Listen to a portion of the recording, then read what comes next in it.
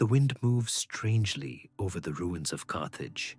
It does not howl, it does not sing, it whispers, and the whisper sounds like weeping. Beneath the dust and time-worn stone, beneath the palaces long buried and temples now crumbled to shadow, there is a place where silence feels heavier than death.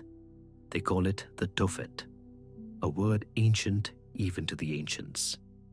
Here, the earth is not just soil, it is ash soaked in sorrow. Here, the ground remembers fire. In the beginning, before Carthage ruled the coasts with sails that bloomed like dark petals across the sea, there were prayers. Before power, there was fear. And before gold, there were offerings. The people of Carthage, Phoenician blood pulsing in their veins, carved a city from dust and salt, born from the weeping coasts of what is now Tunisia. Their ships kissed the shorelines of Sicily and Spain. Their trade brought color and scent and silver. But beneath all this splendor stood a god with outstretched arms, waiting, hungry.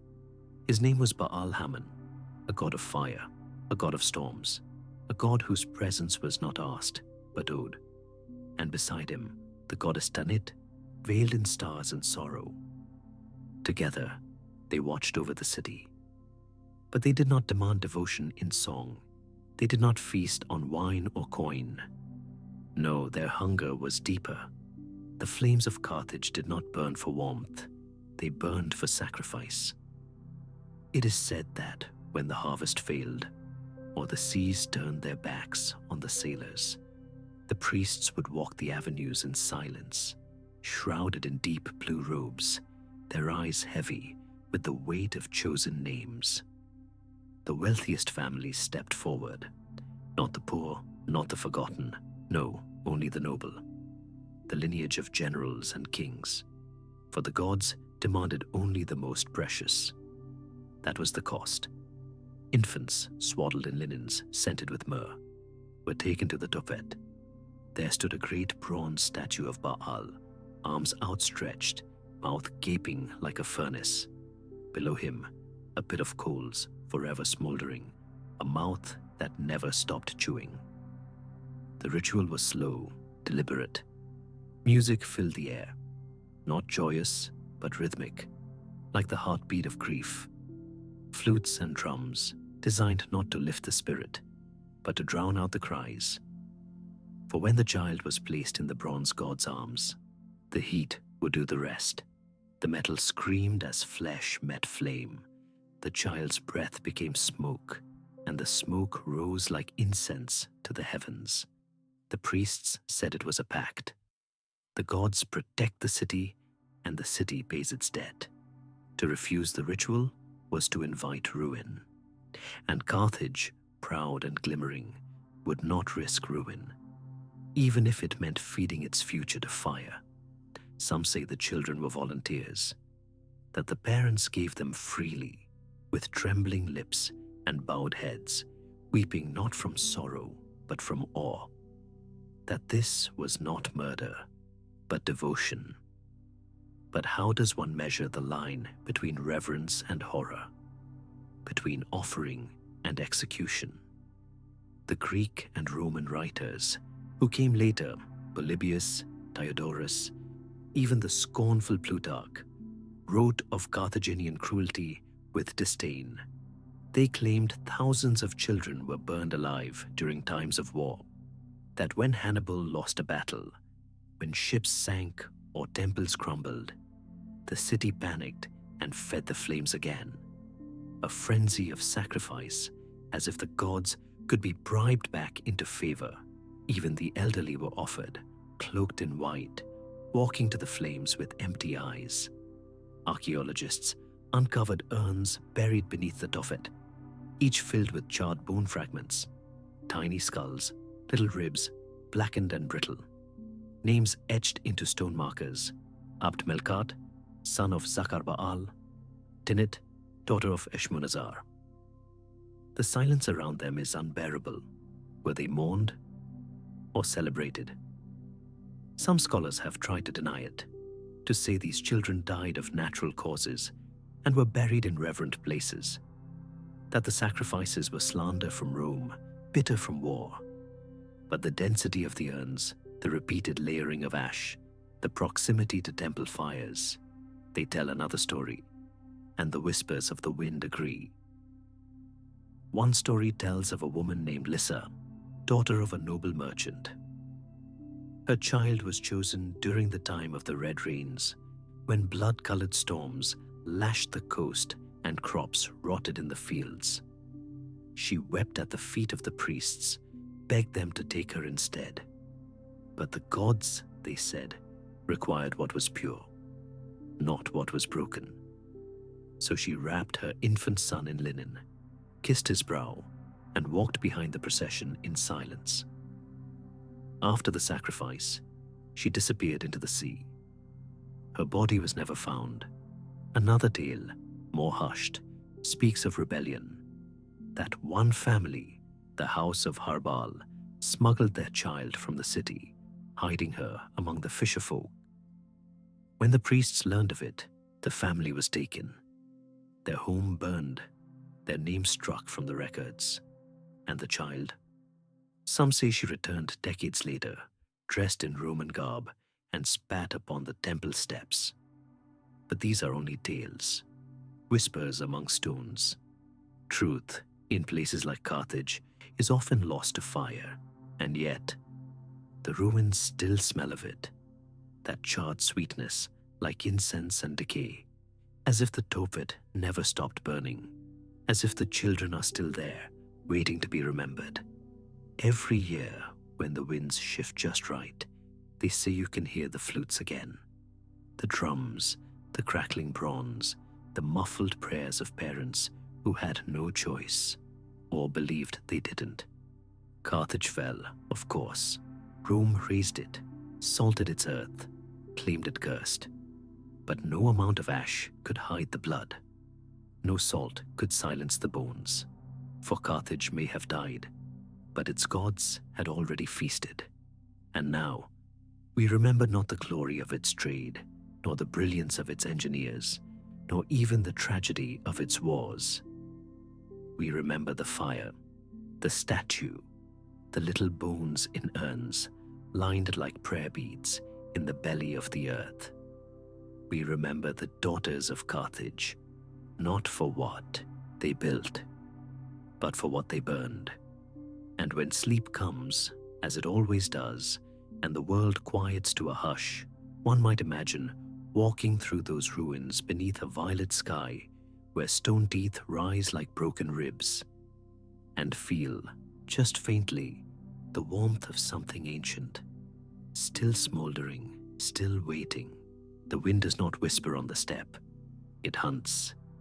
It moves like a memory forgotten, low and cold and without pause, threading itself through grass that stretches toward no God, only the sky. There, beneath that endless vault of blue and shadow, a people once rode with arrows in their breath and silence in their blood. They were the Scythians, and they were not born, they were summoned. No cities, no altars, no written hymns, just the sound of hooves and the gleam of bronze against bone. They left behind no towers, no carved prayers, only earth-churned graves and the faint trace of ritual in the dust. But what the Scythians lacked in monuments, they carried in myth, and in death, they spoke louder than the living. In the days when Persia spread like wildfire and Greece whispered philosophy into marble, the Scythians answered with flesh and flint. Nomads, yes, but not wanderers. They followed no king, only bloodlines. Each clan a fortress of its own, bound by a code few dared to interpret. To kill was not sin. But to kill without meaning? That was blasphemy, and meaning was found in the scalp. Not merely a trophy, not simply proof of conquest. The scalp was a scripture of its own, thin and pliant, taken not from the dead, but from the still warm, when the soul had not yet fully fled the flesh. A blade curved like the moon would slip beneath the hairline, and with practiced hands, the crown of the enemy would be pulled away. A single, fluid motion. Blood ran down fingers like a blessing. The scalp was then stretched, cleaned, and smoked over flame. Hardened like truth. It could be sewn to garments, draped from saddles, braided into belts. And the more a warrior bore, the closer they came to the spirits. To die unskinned was the true death. For among the Scythians, what was not claimed was forgotten. To be left whole upon the field was to rot without story, but to be flayed by an enemy's hand was to enter legend, woven into the very fiber of their raiment. There was no cruelty in it, only memory. Some say they wore cloaks fashioned entirely from scalps, each patch a name, a moment, a cry. That their chiefs, before battle, would run their fingers along the seams, not to gloat, but to remember, to carry the weight of those they had defeated. There is poetry in this, though soaked in crimson. In a world without parchment, skin became the scroll, and then there were the skulls. The Scythians believed the head housed not just thought, but power. To drink from an enemy's skull was to drink their courage, their cunning, their will. The bone would be cleaned, polished, rimmed with gold, transformed from corpse into chalice. These were no crude vessels. They were sacred. When wine was poured into such a cup, the warrior did not toast to victory. He drank to balance the soul. It was said that only when one sipped from the head of a worthy foe could their own spirit remain whole. Herodotus, who walked too gently through the truths he glimpsed, claimed to witness these rites. He wrote of skins tanned like leather, skulls turned into drinking bowls, and warriors anointing their blades with blood before the sun rose. He recoiled, as soft hands often do. But he saw only the ritual, not the reverence.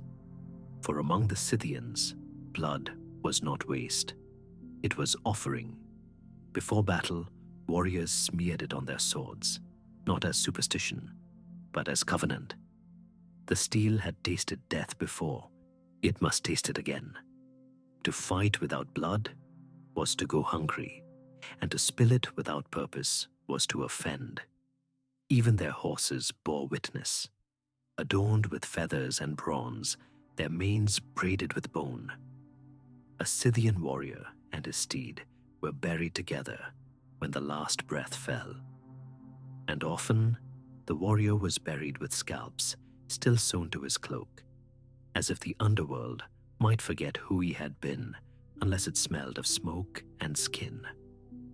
In the valleys of Ukraine, in the frozen tombs called kurgans, the dead lie curled in fetal positions, their weapons beside them, their garments stitched with the stories of those they had overcome. The air inside these barrows has not changed in millennia. Open one, and the past exhales. Among these tombs, they once found a woman, not a queen, not a mother, a warrior. Her bones bore the marks of combat, her robes were thick with scalps, and at her side, a dagger worn smooth from use. No inscription, no crown, only the silence of the earth folding itself around her memory. Did she ride under starlight? Did she sing before death? Her name is gone, but her skin remembered others. And so the question lingers, like a mist that never lifts. Were these rituals acts of barbarity, or of belief? Were the Scythians cruel?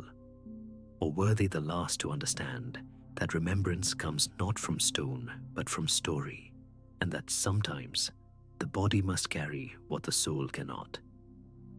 Tonight, as the fire dies low and the world recedes to darkness, imagine the steppe, the way it opens like a mouth to the heavens. Imagine a line of riders in silhouette, scalps rustling like banners, their eyes fixed not on conquest, but on the horizon. where tomorrow waits without promise. There, in the quiet between heartbeat and breath, perhaps the Scythians still ride. Not in dreams of blood, but in dreams of meaning. For in a world that forgets so quickly, they chose to remember. Through skin, through bone, through fire, through ritual. There are places where the wind never stops speaking, where the land is so dry, even time itself forgets how to decay. Along the coastal deserts of northern Chile, where the sea claws at the rocks and the mountains kneel beneath salt-white skies, the sand cradles something older than kings, older than empire, older than memory. Here, in this narrow strip between the Atacama and the Pacific, silence is not emptiness. It is reverence. It is grief, petrified. Long before the pyramids rose like hymns to the sun, before pharaohs carved eternity into stone, a quiet people walked this land, the Chinchorro. They left no monuments, no palaces, only flesh preserved against the breath of time. Only the dead, watching. And they watched with eyes that no longer saw, eyes painted black, wide as moons, eyes that belonged not to gods nor rulers, but to fishermen's children, to mothers, to infants, to the poor. These were not the chosen elite. These were the forgotten. And yet, they were never left to dust. For when death came, the Chinchorro did not look away. They unstitched the silence of the corpse. With obsidian blades and bone awls, they opened the bodies gently, removing flesh, organs, marrow, rot. The skin was peeled like bark, dried in sun, the skeleton cleaned, sometimes rebuilt with sticks, straw, reeds, joints wired, spines aligned like prayers. And then the form was restored. Clay for cheeks, ash for muscle. The skin returned, sometimes their own, sometimes the skin of another, sewn together with grief and thread. And when all was done, they painted them. Red ochre for the older traditions, black manganese for the later. Rich earthen colors drawn from soil and salt. Paint that whispered not just preservation, but transformation. For the Chinchorro did not bury their dead in haste. The bodies stayed with the living, sat among them, slept near the hearth, witnessed the dawn. A child who died would remain part of the family, not in memory, but in presence. They became, in a way, eternal children, still in the arms of their mothers, still present at the fire's glow, still wrapped in the smoke of fish and salt. Death was not separation. It was folding into life, into daily ritual. The mummies were not hidden. They were revered. But why? What grief carved such patience? What love would skin the dead, only to remake them beautiful? Perhaps it was fear, not of death, but of forgetting. In a land where nothing grew, where the sea gave and took with equal cruelty, perhaps memory was the only harvest. Perhaps to let the dead slip away was to admit that nothing could be kept. So they kept what they could. They kept the body, and through it, the story.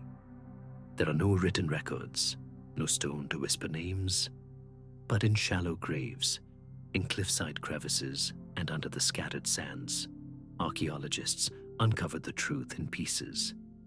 Tiny bones wrapped in pigment, hollow skulls stuffed with reeds, little mouths filled with paste, and among them the smallest, a baby, no more than a few months old. Its body flaked, but its form whole. A clay mask over its face, smooth and blank, its hands folded across its chest, as if still waiting to be sung to sleep. Some mummies were over 2,000 years old, before Egypt's first dynasty drew breath. They predated the gods of Mesopotamia, the scrolls of China, and yet they speak louder than many kings. Because they were not meant for power. They were not crafted to impress. They were born of mourning. of a need deeper than myth. The Chinchorro made no hierarchy of death, no pyramid of value. A fisherman's daughter, a stillborn child, a faceless woman, each preserved with the same care. The sacred was not assigned, it was assumed. Everyone, regardless of breath or blood, deserved eternity. But there is one mystery that remains, one space the wind still circles without answer. Why did they stop? Somewhere around 1500 BCE, the mummies ceased.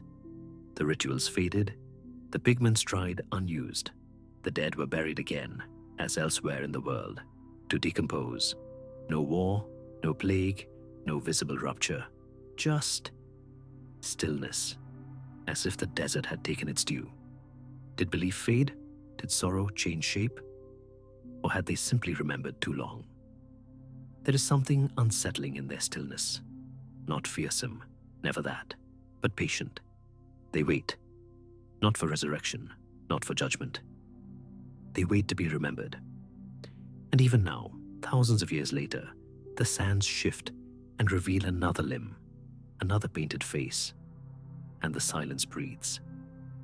Imagine standing before one, a child, her skin still glowing red beneath the clay, her mouth stitched closed, but her eyes forever open. She looks not at you, but through you, past you, into something older, into something truer. And in that moment, beneath the weight of time and the hush of the desert, you feel it, not fear, not awe, but ache. A quiet ache, like missing someone you never knew, like holding a name that does not belong to your tongue. That is the power of the Chinchorro, not empire, not myth, but grief, tender and slow. So when the night deepens and the world forgets its shape, think of the children beneath the sand. Think of the mothers painting clay onto empty cheeks. Think of the hands that refuse to let death have the final word. Because long before we crowned kings and buried gods in gold, there were people who loved too deeply to let go. And in their silence, they are still here, still watching. They say the forest remembers what the fire forgets. And in the deep groves of ancient Gaul, where mist rises like breath from the earth and trees knot their limbs in silence, there are places where the ground still carries the echo of burning. Not the tame burn of hearths, nor the sudden scream of lightning's kiss, but a sacred fire, slow and deliberate, that climbed not wood alone but spirit. The Romans feared these woods, not for beasts or weather, but for what moved unseen beneath the oaks.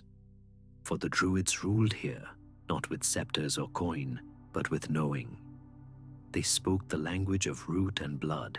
Their temples were groves, their prayers were wind and ash, and their gods were old, older than Rome, older than names. It was here, say the invaders, that a shape once stood in the clearing. A figure tall as 3 men, woven of timber and branch, its arms wide open like invitation or warning. The Wicker Man. Its chest was hollow, caged like a ribcage of trees. And within, the trembling men, women, children, prisoners, or sacrifices, or both. Bound not with rope, but fate. Some say they were criminals, others war captives, still others volunteers with songs on their lips. But once inside, there was no turning back. The bark would be sealed, the breath would become shared, and the silence unbearable. Then came the torch. Lit with solemn hands, it did not roar, it climbed. Slowly, eagerly, it licked the feet, the legs, the belly of the figure, until flames wove themselves into the weave of the wood. The fire did not simply consume, it transformed, it offered. Smoke rose through the canopy like incense, curling into the twilight sky. Drums may have beat, or perhaps only the crackle of timber and the sound of voices, singing, screaming, praying, as flesh and faith became indistinguishable. The Romans wrote of it with horror. Caesar called it barbaric. Strabo appalled. Livy could scarcely describe it. They told tales of hundreds burned at once, of fields lit by fire as tribute to gods of thunder and harvest, to Tyrannus, lord of storms, to Isis, who watched from the trees, to Tutatis, who drank blood like wine. But were these records truth, or the trembling inventions of men who saw devotion where they expected madness? For Rome saw power and control, in roads, in walls, in steel. But the Druids, they saw power in surrender, in the yielding of the self, in the sacrifice that bound the living to the land. And the Wicker Man, he was not built to terrify. He was built to remember, to become a body the gods could see. Some believe the burning came only in times of desperation, when crops failed, when omens turned, when winter crept too long across the fields. The Wicker Man was a prayer in flame, an offering to reset the world. But there are whispers, colder, older, that say he was not merely ritual, that he was a door, a vessel through which spirits entered, a god made from hands and timber, given breath by sacrifice. One tale, half buried in Breton soil, speaks of a village swallowed by fog. The harvest rotted in its root, livestock bled from the nose, children whispered to shadows. Then the Druids came, quiet, pale, their faces painted with ash. They built the man, tall, hollow, wide-armed, and in went the sickness, in the form of bodies chosen by lot. When the flames died, the fog did too, but the earth never bore crops again, and still, it is not clear who chose. Were the victims sinners or saints? Did they fight their fate or walk into it like sleep? The Wicker Man stands at a crossroads of myth and memory. The Romans destroyed the Druids, but they could not destroy the grove. Fires die, trees regrow, and stories smolder. In some remote parts of Britain and Gaul, where the forests still hush you into reverence, elders speak of shapes seen among the trees, tall, unmoving. When the fog is thick and the air smells faintly of char, one might glimpse a figure, woven, fast, waiting, not for vengeance, but for remembrance. Because whether the Wicker Man truly burned or simply looms in the dreams of history, he remains, a symbol of a time when ritual was breath, when sacrifice had weight, and when gods were not distant, they stood among us and asked not for worship, but for flame. So tonight, as the world folds itself into shadow and the winds begin to hum low through the trees, listen. You may hear the creak of wood, the hush of ancient prayer, and if the night is right, the faint crackle of something burning, far off and long ago, something sacred, something feared, something watching. The gods do not always wear crowns. Some wear masks made of flesh. In the high temples of the Mexica, where the sun carved golden wounds across the stone and blood soaked the altars like rain that had forgotten how to stop, there was a god whose name was whispered more than spoken. Totec, the flayed one. He was the god of spring, of renewal, of life pushing upward through rot.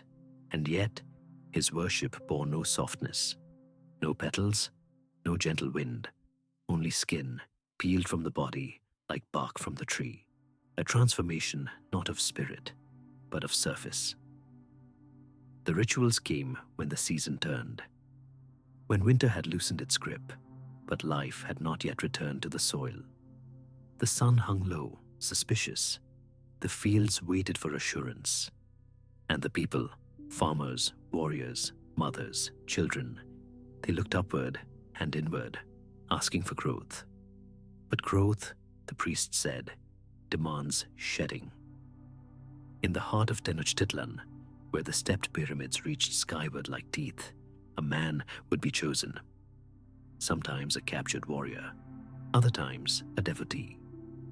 He was dressed in finery, fed well, sung to, not as a prisoner, but as a vessel. He would represent Zeb's Totek, and through him, the old flesh would be shed for the new. They did not cut quickly. The flaying began at the throat, where breath once lived, a slit, deliberate, reverent. Then the blades, obsidian sharp, black as forgetting, moved downward, peeling skin from sinew in long, wet strokes. The blood, thick as oil, ran into channels carved for this purpose. It mingled with the blood of those who came before. The earth drank deeply. Once separated, the skin was not discarded. Number it was sacred now. The priests would lift it gently, the way one might lift a cloak belonging to a beloved ancestor. It was softened with oils, stuffed lightly with herbs and cotton. And then, one by one, the chosen priests would wear the flesh, as one wears honor, as one wears rebirth. Their bodies disappeared beneath it, faces hidden behind the masks of the dead, arms fitted into the hollow sleeves, hands pressing into fingers that no longer moved. They became walking symbols, men transformed into gods, stitched into the skin of sacrifice, and they danced, not in celebration, in invocation.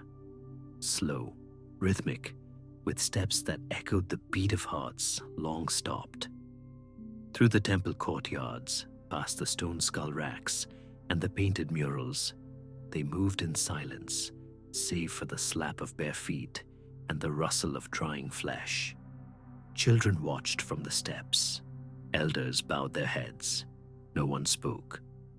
For to speak in the presence of such transformation was to interrupt the dialogue between heaven and soil. It was not horror, it was hope.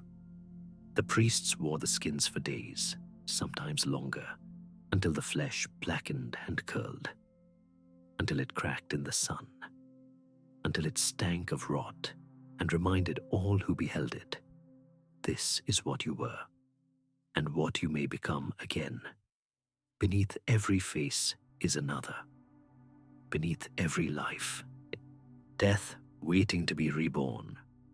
Offerings were made, not just hearts, though there were many still beating, torn from chests beneath stone knives and lifted skyward like fruit, but also corn and maize dough and painted effigies, all placed before the flayed god, whose statues bore peeling faces and outstretched hands. His eyes were wide, always wide, as if forever watching the moment the skin is peeled from the world. Legends say that Saipit Totek flayed himself first, that he tore his divine flesh from his body and draped it over the earth, so that plants might grow from it, so that rain might fall again, so that hunger would not hollow the people's bellies. In his pain, he gave sustenance. In his death, he gave beginning. But what kind of God gives in this way? What divinity demands to be reborn through rot? The answer lies not in cruelty, but in the soil itself. For in Mesoamerica, life was not a straight line. It was a wheel, a turning bleeding circle. The gods were not distant rulers. They were part of the cycle. They died too. They wept too. They gave their blood that rivers might run.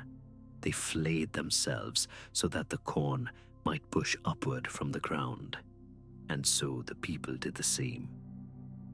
In the heat of spring, when the rains had not yet come, and the earth cracked beneath the sun's tongue, the people needed proof that death would not be the last word. The flayed priests became that proof, walking reminders that the skin is not the self, that beneath every decay is renewal, that beneath every cut a seed may sprout.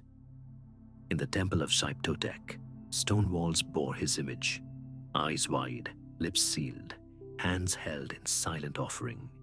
His face, always in two layers, one peeling, one beneath, the eternal shedding. The promise that beneath death, something waits, something tender, something growing, And after the ritual, when the skins were too brittle to wear, they were buried beneath the crops, laid to rest like ancestors, their rot mingling with root. The corn that followed was sweeter, the beans more full, or so the elders said. Perhaps the gods knew, perhaps they listened, but the question still remains, drifting like a veil of incense over forgotten pyramids and temples swallowed by time. Was it faith or fear? Did the priests wear skin to honor the divine, or to remind the people of their place in the cycle? Was the flayed god a savior or a warning? Perhaps both, because there is something terrible and beautiful in the act of shedding, in removing what binds, in stepping forward, cloaked not in glory, but in grief. There is a silence in it that speaks louder than prophecy, a silence that says, even the gods must bleed.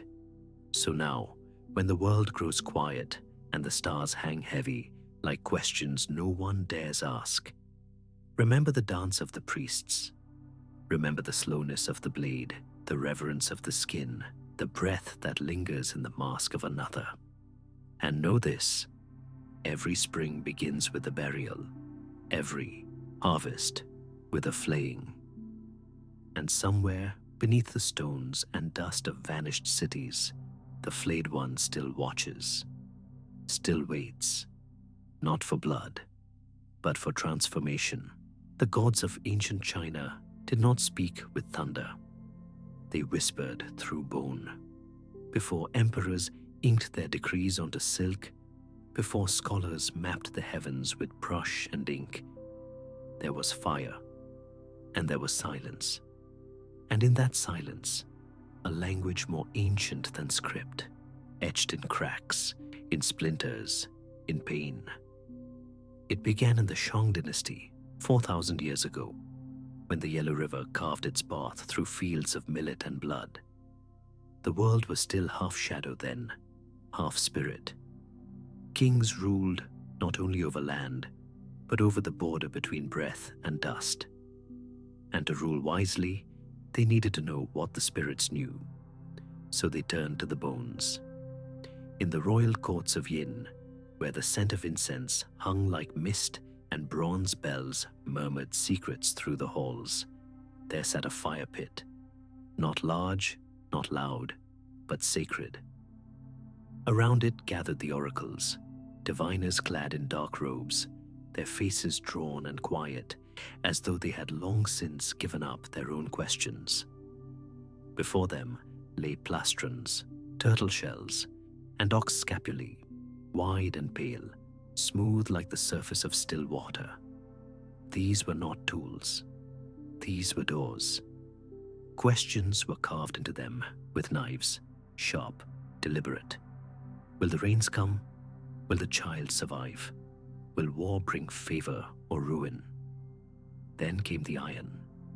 Red-hot rods, pulled from the heart of the coals, were pressed against the underside of the bone. The heat hissed, steam rose, and the shell cracked, spiderweb fissures blooming like breathless flowers. The diviners leaned close, eyes scanning the breaks, lips murmuring interpretations passed down like lullabies of dread. The gods had answered. But there was another ritual, more hidden, more cruel. Not all shells were turtle, not all bones came from beasts.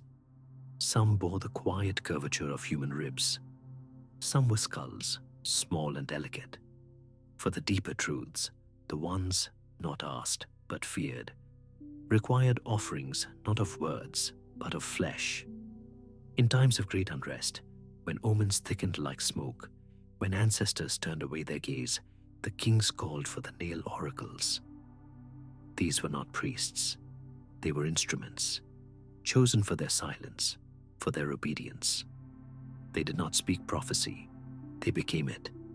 A body would be brought, sometimes a slave, sometimes a prisoner, sometimes a child born beneath an eclipse.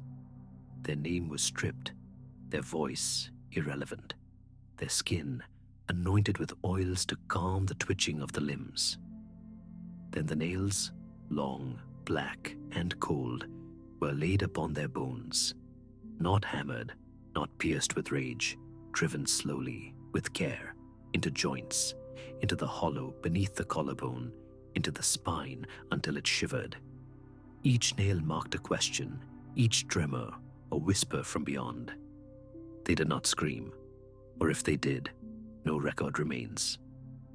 Afterwards, the body, still alive, barely, was placed near the fire, not consumed, not slain, but left.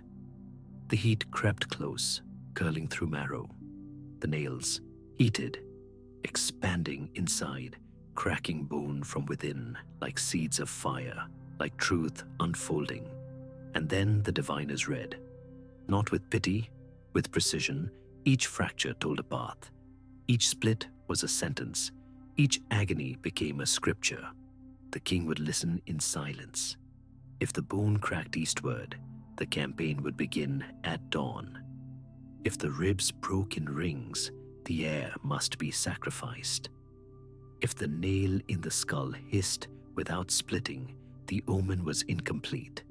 The body was not buried. It was taken to the river and offered to the mist. A vessel returned. A silence paid. No one questioned whose bones were chosen. No one asked how many. But among the diviner class, there are stories, carried in tea houses, whispered through fans, of one oracle who dreamt the cracks before they were made, who heard them in her sleep. A girl, they say, born mute, with bones too thin to break. When she was finally offered, the nails bent instead of piercing. Her bones refused to split. The fire would not answer. She was buried not in the river, but beneath the temple.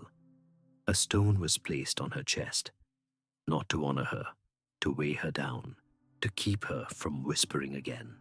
Because sometimes the gods do not answer with cracks. Sometimes they refuse to speak. The Shang kings are long gone now. Their temples lie buried beneath farmland and ruin. But the oracle bones remain, pulled from the earth like relics. They carry their messages still. Carvings visible, cracks whispering faintly. Museums display them under glass, but the air around them feels heavier. As though something still listens. As though something still waits for the question to be asked again. And if you press your ear to the display, if the world is quiet enough, you might still hear the hiss of the iron, the breath held before the split, the last heartbeat before the answer forms. Because prophecy is not always light. Sometimes it is a wound that never closes. Sometimes the truth must be bled from the bone. And in those moments, we remember the nail oracles, not for what they knew, but for what they became.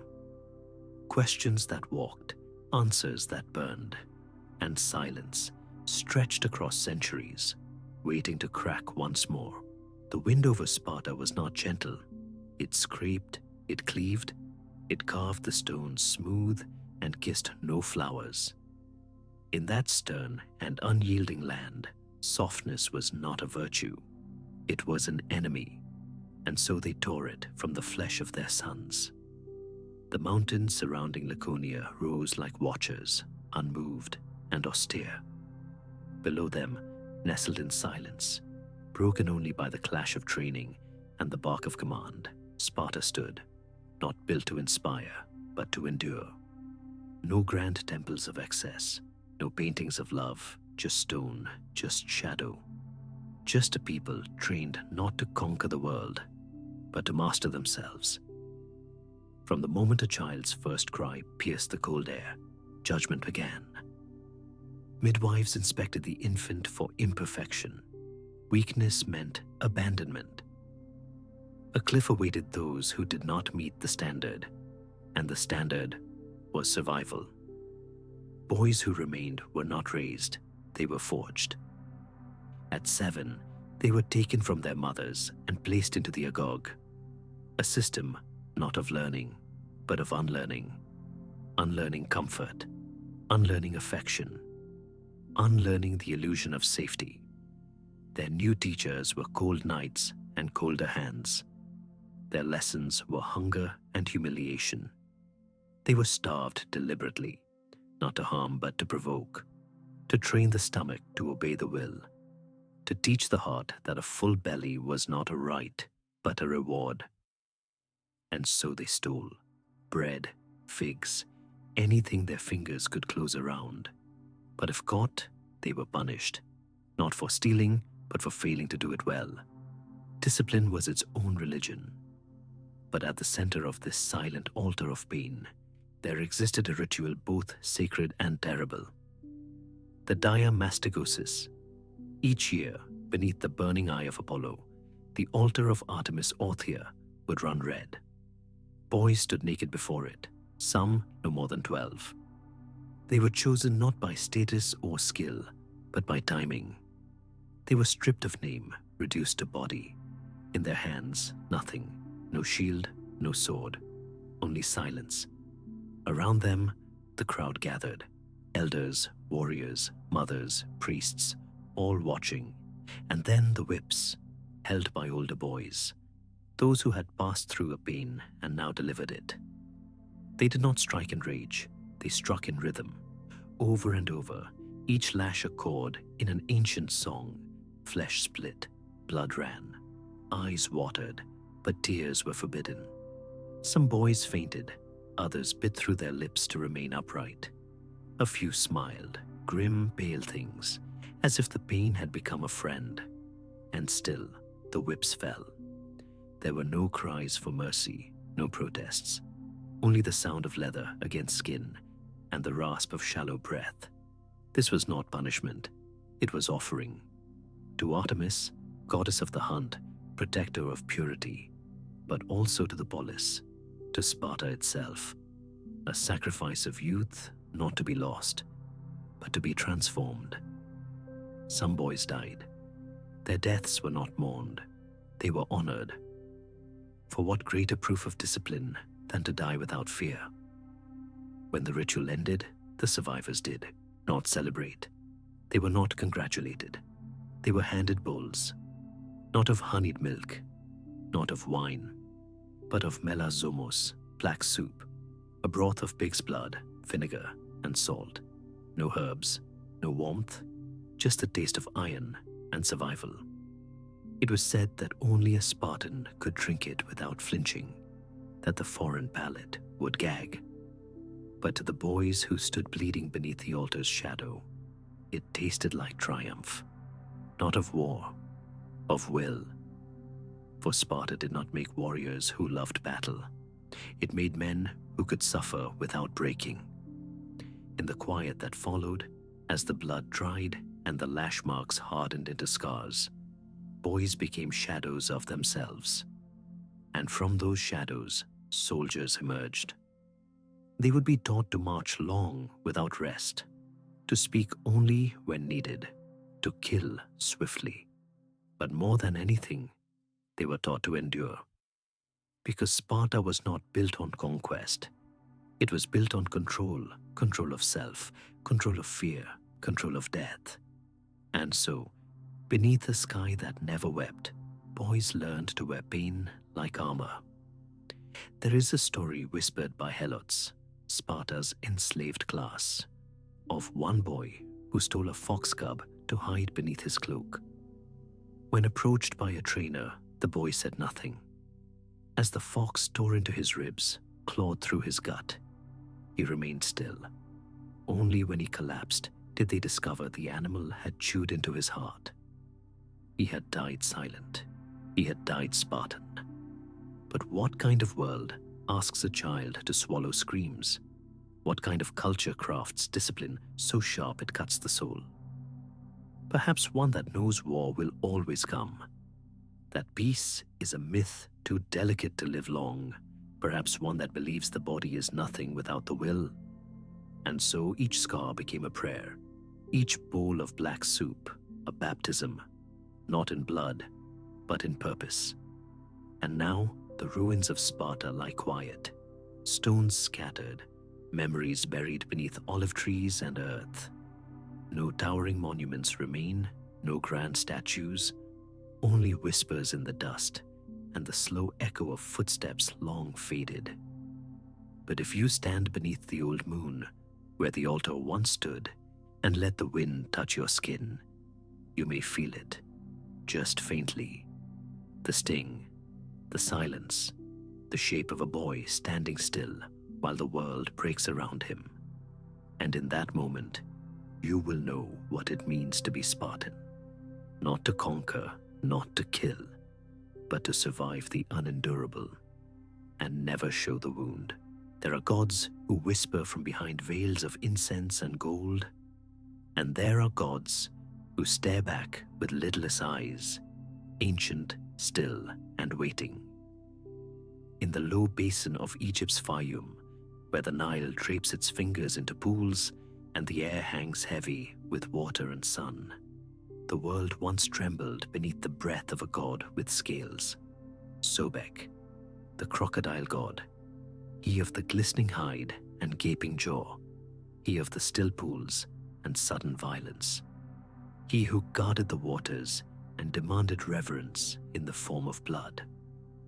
Not a distant deity cloaked in metaphor, but a living presence. One could see him basking on the banks, could hear him slide into the reeds, invisible as fate, could feel his hunger ripple just beneath the surface of stillness. In Crocodilopolis, the city named for him, his temples rose not in silence, but in hissing prayer. Priests, bare-chested and veiled in linen, anointed the sacred reptiles daily. These were no wild beasts. These were gods incarnate. They were fed cuts of beef, bowls of honeyed milk, fragments of bread soaked in wine. And sometimes, something more. There are scrolls buried beneath dust and sand that tell of festivals in his honor. Ceremonies where the sacred crocodiles were dressed in golden bangles and lapis collars, their nails painted, their teeth oiled with cedar. They were not caged, they were escorted, carried through the streets in ornate cradles, or allowed to slither at their own pleasure, as flutes played and acolytes scattered petals. And the people knelt, not out of joy, out of trembling, because Sobek did not speak in prophecy. He spoke in appetite. It is said that if a priest displeased the god, if an offering was spoiled or a ritual mispronounced, the crocodile would rise, slowly, solemnly, and clamp its jaws around the offender's arm or leg or throat. There was no cry, only the crunch of judgment. The priests did not interfere. To interrupt Sobek was to court damnation. The body was not retrieved, it was devoured. This too was part of the offering. No record names those who died beneath the god's teeth. Their memory was swallowed with the flesh. And yet, the temple continued. Each morning, fresh incense was lit. Each afternoon, more meat laid upon marble trays. The beast was fed not to satisfy, but to delay. Behind the temple walls lay the sacred lake, dark, still, silent. It mirrored the sky by day, the stars by night, and somewhere within it, the great crocodile god slept. Some said he never left it. Others claimed there were many Sobeks, each one a fragment of the whole, each one divine. To see a crocodile glide across the canal was to witness holiness in motion. To be bitten was to be claimed. The high priest of Sobek bore no crown. Instead, he wore a strip of crocodile hide across his back, sun-dried, oiled, polished, until it gleamed like obsidian. It was said he could speak to the god, not in words, but in breath. That he would kneel beside the sacred lake at dusk, still and silent for hours, and come away pale, shaking with new instructions. During the Feast of Reeds, a child was selected, not in malice, but in reverence. The child, dressed in white linen, was paraded through the streets, sung to by the people, adorned with garlands. They were not afraid. They had been told they were chosen, that they would ascend, that they would become part of Sobek's spirit. At the edge of the lake, the child would be placed upon a raft of papyrus.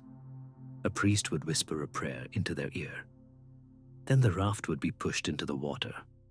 No screams, no splashing, only ripples and silence. Always silence. The child was never seen again, but the harvest was bountiful. This is the story that drips between the cracks of time, passed not through scripture, but through soil. Through the bones of temple ruins, now buried beneath reeds and dust. Crocodilopolis lies in ruin, its gods no longer fed, its waters still but empty. And yet, even now, in the Fayum's outer pools, the crocodiles linger. Not many, just enough. Old ones, thick with moss and memory. They do not flee from boats. They stare, long, as if remembering a time when the world bowed to them. There is one, villagers say, with a golden ring still buried in the thick skin of its foreleg. It does not age. It does not retreat. It waits. And when children approach the bank, their mothers pull them back, not with anger, but with reverence. Because some gods are never truly gone. They do not die. They sink. They settle beneath silt and shadow. And they wait for the world to forget just enough to feed them again. So when you dream of calm waters, of sunlit lakes and whispering reeds, beware the stillness. It may not be peace. It may be the breath held before a jaw opens. And when it does not ask who you are, only if you are worthy to be swallowed. They found him curled as if dreaming, face pressed gently into the peat. A single noose rested still about his neck, but there was no tension in the rope, only a hush, as if the bog itself had whispered him into sleep. The Tolland man, they called him, but he had no name. His eyes were closed, lips tenderly drawn as though in silent prayer, and his limbs had stiffened not with agony, but with surrender. He was not buried, but embraced, preserved by the cold kiss of Denmark's wetland earth, hidden under centuries of moss, mist, and memory. And yet, in the strangest way, he waited, as though even after 2,000 years, he knew someone would come. And they did. A farmer's spade sliced into the silence of the bog, and the earth offered him up, perfect and breathless, like a forgotten offering left at the altar of a goddess who had long since turned away. The peatlands of Jutland are not like other places. They are not made of soil, but of sacrifice. The air there clings to the lungs, heavy with old sorrow. Fog does not drift so much as haunt. There, time loses its shape. Centuries kneel beside moments. And beneath the squelch of boots and moss, bones lie tangled with ancient secrets, waiting for the breath of myth to awaken them. In the Iron Age, before the gods retreated to the shadows, and kings became men of policy instead of ritual, the people of these lands spoke to the earth with blood, not from cruelty, but reverence. They lived in a world of balance, of spirits and seasons, and when the harvest failed, when the winter was too cruel, or the sun refused to linger, they offered what was most precious, sometimes cattle, sometimes grain. But when desperation deepened, when fear spread through huts like cold wind through thatch, sometimes they offered a man, not just any man. The Tolland man bore a crown not of gold, but of silence. Some believe he was chosen by the druids, the elders, or perhaps by the will of the earth herself. He was not dragged, but led, not screamed, but sang. A procession, lantern-lit, wound its way through the dusk across wet meadows and trembling reeds, until they reached the black waters of the bog. Candles fluttered in the wind. Women wept, not in terror, but reverence. They say he wore a garland of last season herbs, that his skin was anointed with oils of juniper and pine, that he walked barefoot, feeling the chill mud as one might feel the touch of a god.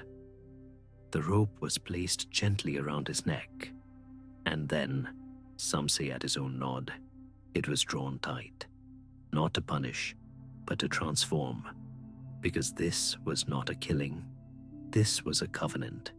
To lie in the bog was to speak directly to the earth, to be preserved not in legend but in flesh, so that your whisper might remain on her breath long after memory had faded. That was the mystery. That was the pact. But others argue. Some believe he was no king, but a condemned man, a traitor, a thief, or worse, one who had broken the unseen taboos of his people. Scapegoat hung not in reverence but in wrath, and the bog, ever neutral, swallowed him all the same. To the earth, it mattered not whether he had been saint or sinner. She preserves what she takes, no matter the reason. Yet it is hard to believe this when you see his face. That expression, peaceful, almost holy. The scientists who studied him measured every curve of his skin, every strand of hair.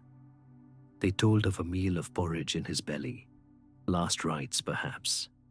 They dated the rope, the cap upon his head, the stubble on his chin. But none of their cold facts could silence the warmth of the myth.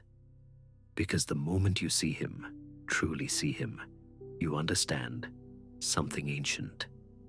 That death, in that time, was not always a punishment. Sometimes it was a bridge, and the bog, it is a place of crossings, where the living and the dead meet in silence, where the sky touches the earth and breath still lingers in forgotten lungs. The still water reflects nothing, but remembers everything. Even today, when the peat is harvested and machines hum across the land, sometimes they find others like him, clothed in skins, curled in repose, bound by rope, kissed by centuries of damp and dark, and always the same questions rise, soft as fog. Who were you? What god claimed your last breath? Did you go in fear or in faith? No one knows. The bog keeps its secrets, it always has, but the Tollund man endures, not just as flesh but as myth. He lies in a glass case now, beneath artificial lights, watched by eyes from a world he could never have imagined. Yet even there, beneath glass and label, beside plastic and pamphlet, his silence reigns. And sometimes, late at night, when the museum is empty, the lights dimmed, and the air thick with old dust, the guards say it feels like the bog has returned. The silence grows heavy, the shadows stretch, and in that hush, you can almost hear the chant again. The wind through reeds, the splash of a single footstep into wet earth, the tightening of rope. Was he a king who gave himself to save his people? Or was he a man forgotten by all but the earth? It doesn't matter, because in that stillness, so complete, so perfect, he teaches something older than language.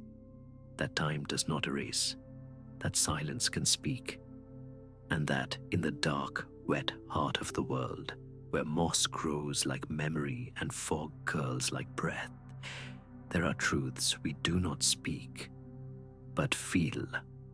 The Tollund man waits, and the bog remembers.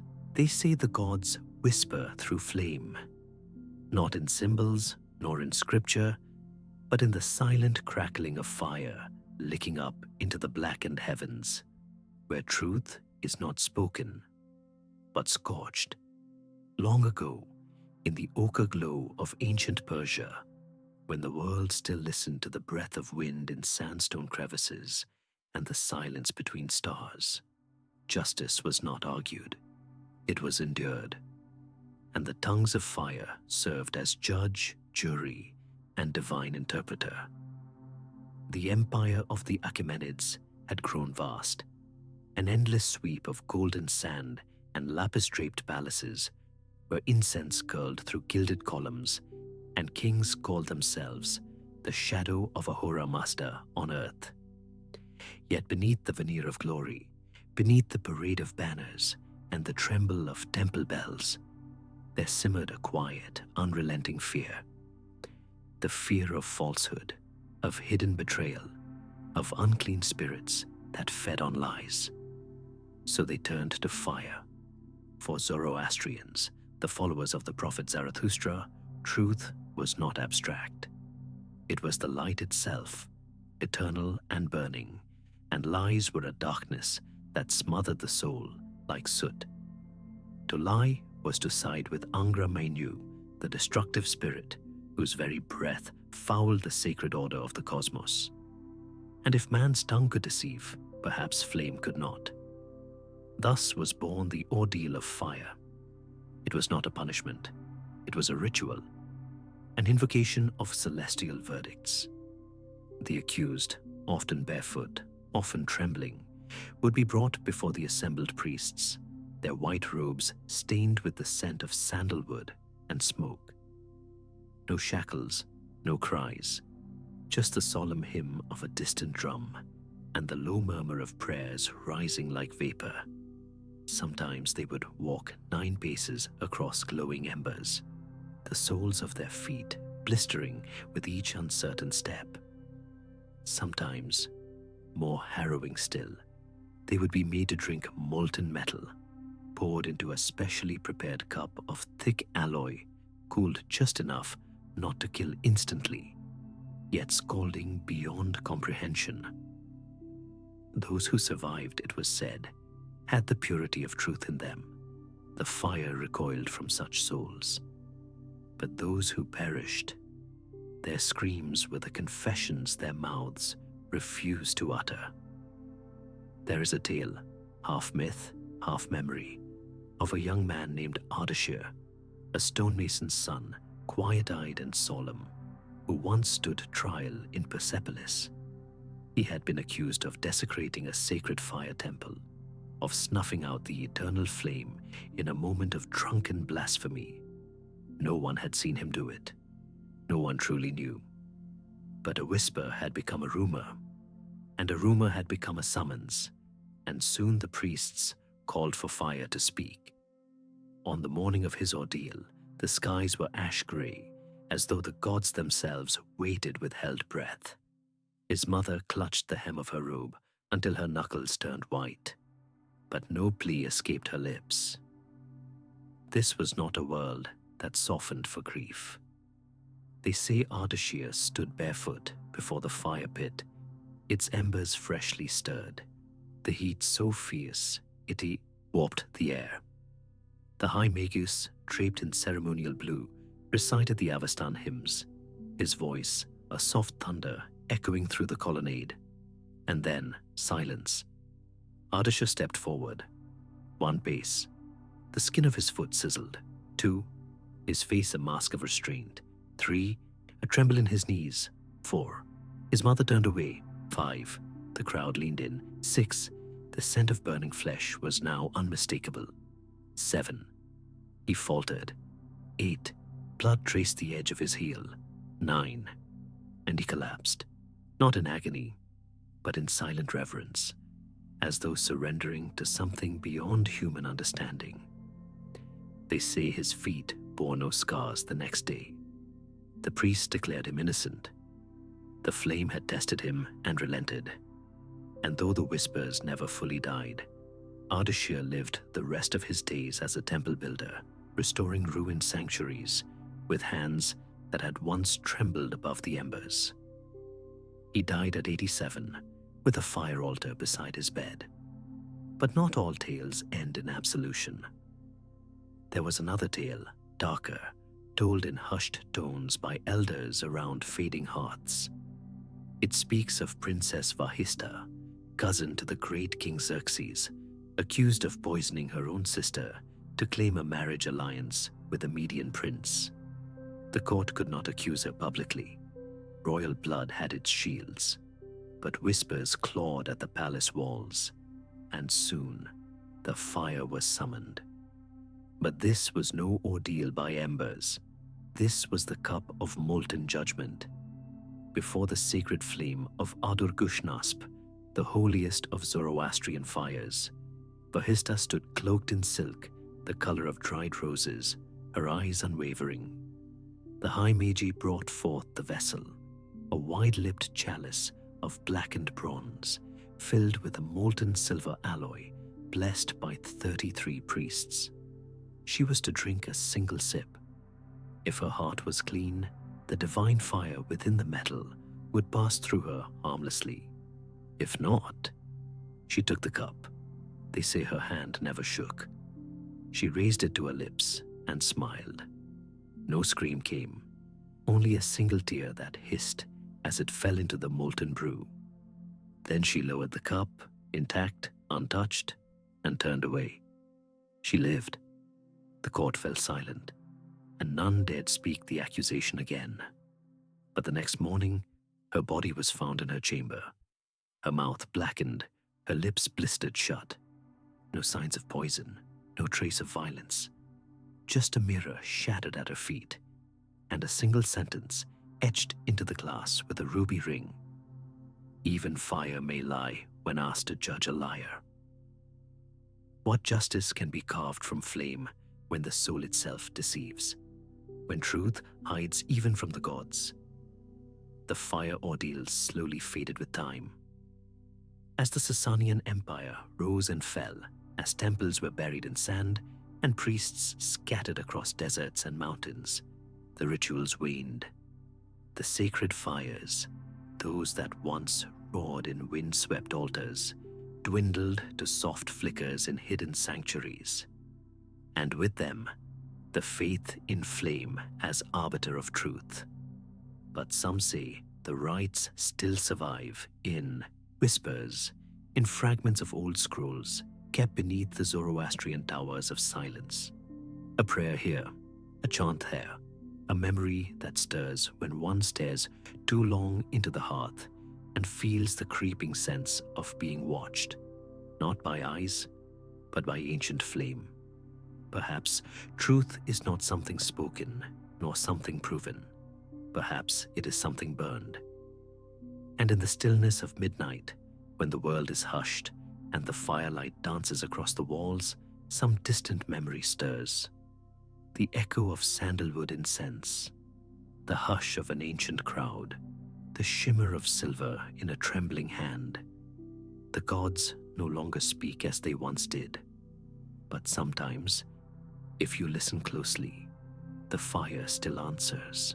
In the hush of spring's first breath, when the mountains of the Levant stood robed in mist and almond blossoms, a silence would gather over the great stones of Baalbek.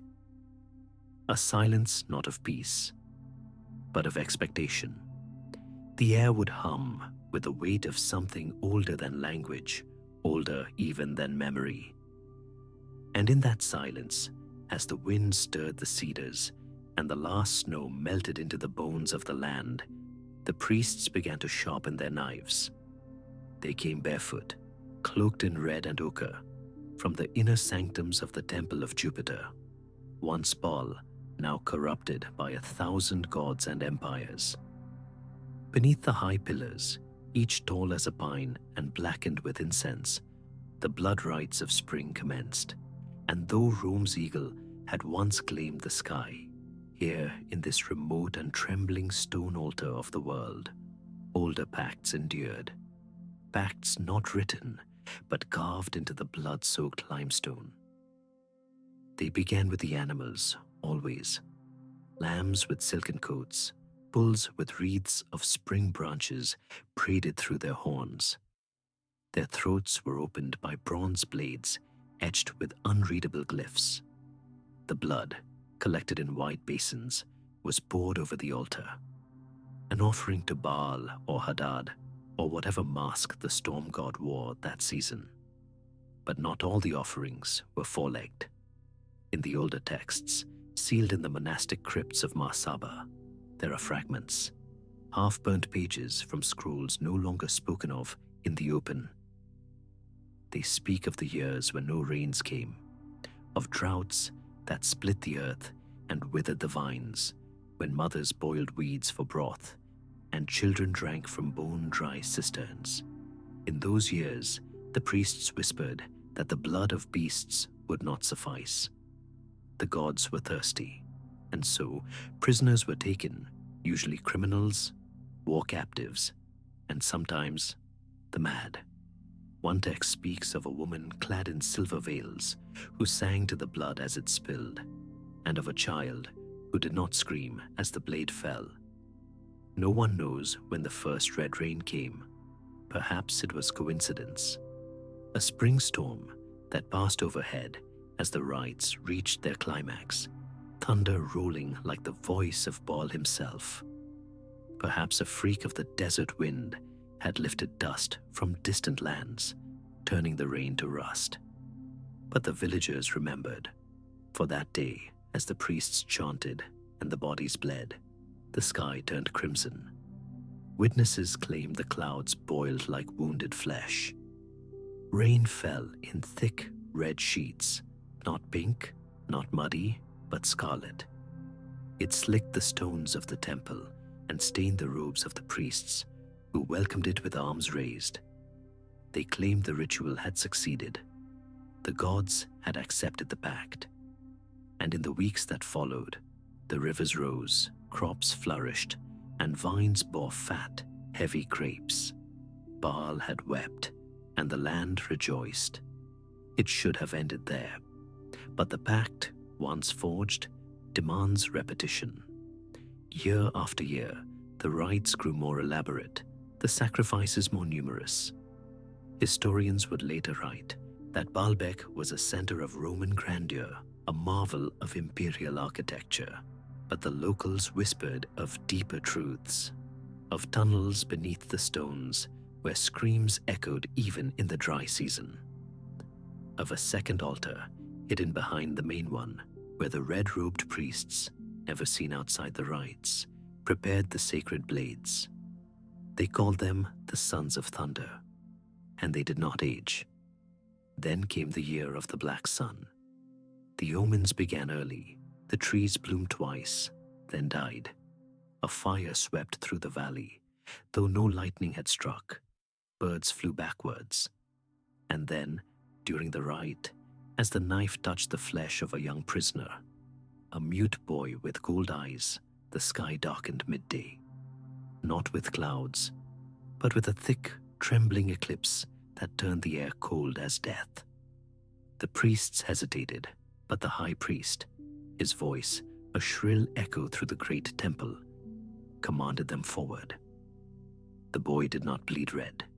The blood that flowed was dark, almost black, and it steamed against the altar. And as it pooled at the base of the great stone platform, the earth trembled. A sound rose, not thunder, but something deeper, more terrible, like the grinding of teeth in the belly of the mountain. That night, the red rain fell again, but it did not stop. For 3 days, crimson sheets drenched the valley. The streams ran scarlet. Animals refused to drink. Children were born still. And when the rain ceased, every fig tree in the region stood dead, their trunks split down the middle as if struck by unseen lightning. Terrified, the villagers fled. Only the priests remained, cloaked in silence. They claimed the gods had spoken, that their power had been renewed. But something had shifted. The land no longer responded. The soil remained damp, but no new life stirred. The pact, it seemed, had been fulfilled too well. So well it consumed what it once nourished. In time, Rome fell. The gods changed names again. Baal became a ruin. But in the nearby hills, shepherds still speak of red storms. Rare, always in spring. The clouds that gather without warning, the scent of copper in the air, the rain that leaves no puddles, only stains. And always, in the days before it falls, a silence grips the mountain. A silence that tastes like old iron and burned myrrh. Birds vanish. Dogs howl at nothing. In 1922, a British expedition came to Baalbek. Among them, a linguist named Arthur Kettridge recorded the tale of a local woman who claimed her grandfather had served as a caretaker of the ruins. According to her, he once followed a trail of red flowers blooming out of season, scarlet poppies curling up from the cracks of the altar. At the center, he found a single footprint, deep and wet, as if pressed by fresh blood, though no rain had fallen. He left the mountain that night and never returned. Kettridge dismissed the story as folklore, until a sudden storm destroyed his camp days later. No other village in the region reported rain. Now, Baalbek stands in stillness. Tourists walk its grand colonnades by day, marveling at the size, the symmetry, the Roman ambition. But at night, when the wind moves like breath between the stones and the moon casts long shadows through the broken archways, something older stirs. Not evil, exactly. Not divine. Simply ancient. Watching. For the pacts of blood are never truly broken. They sleep, they wait, and sometimes they remember.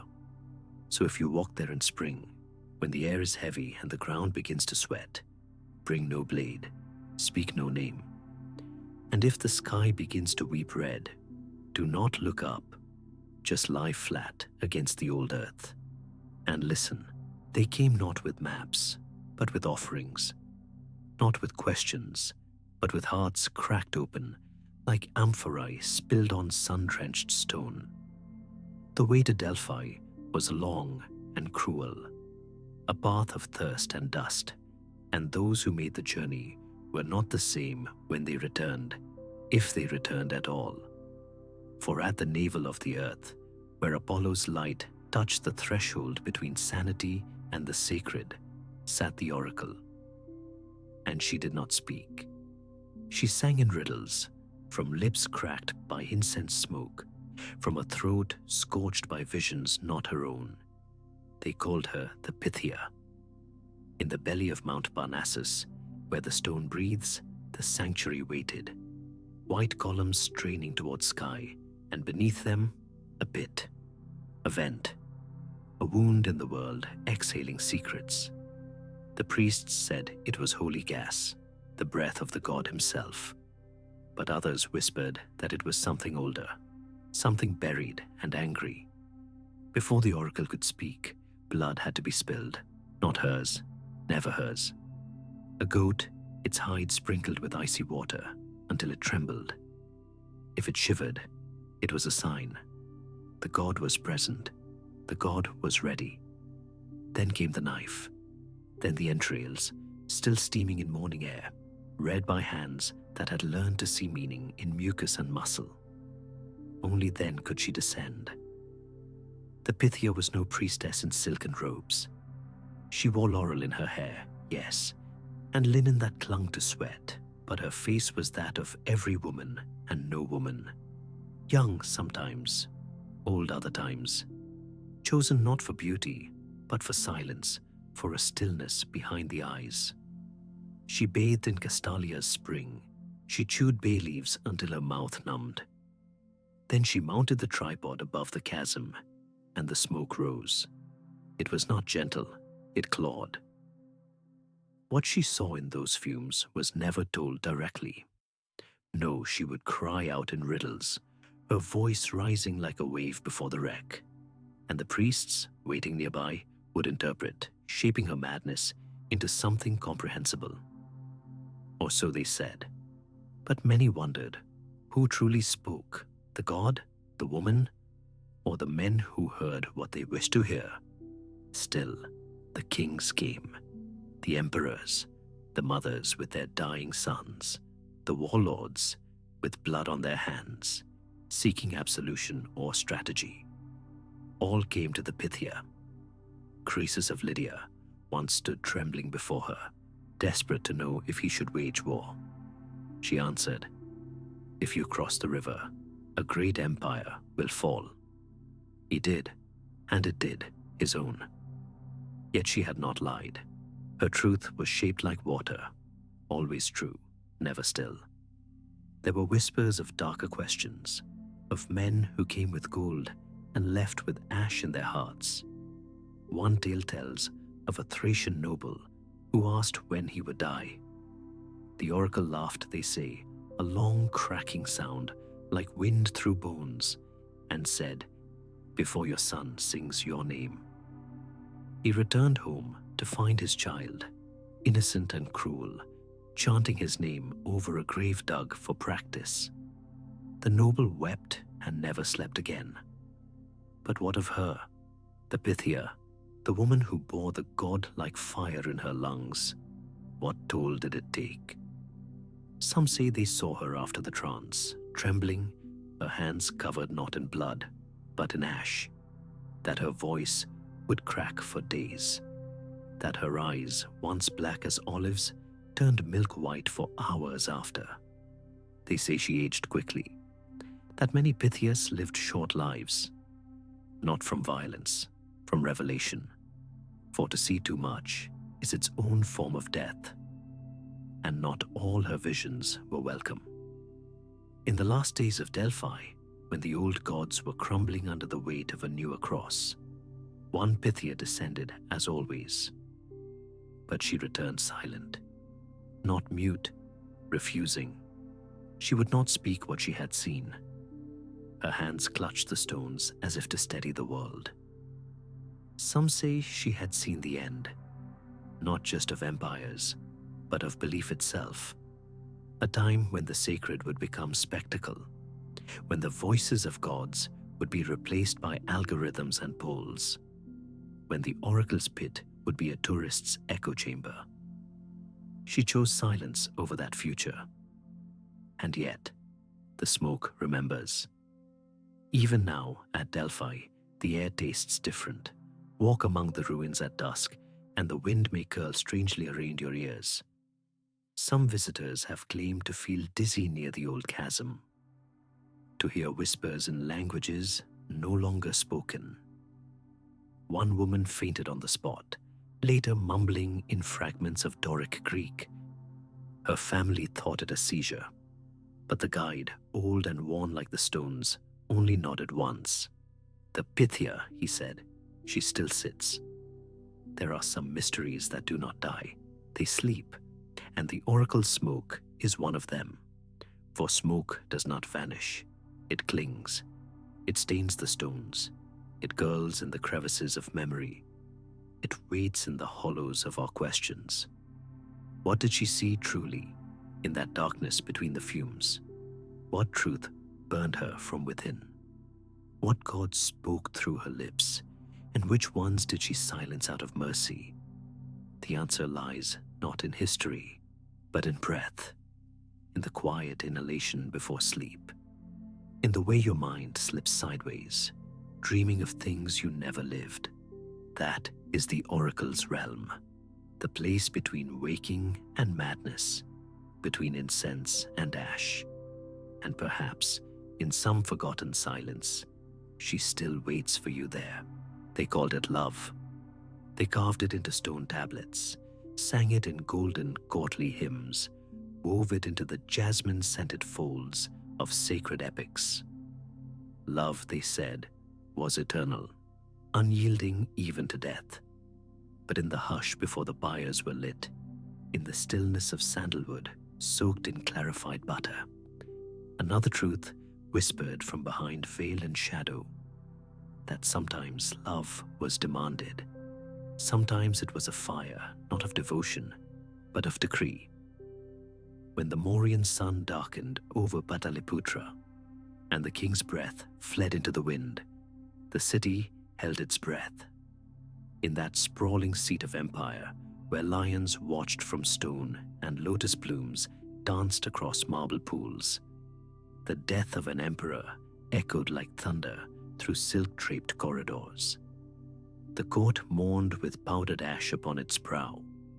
But the women, his queens, draped in anklets and gold bangles heavy with history, were not merely mourners. They were, by ancient decree, destined for immolation. In the ancient laws preserved on birch bark and bronze, sati was sung as a ritual of purity, the ultimate gesture of a wife's loyalty.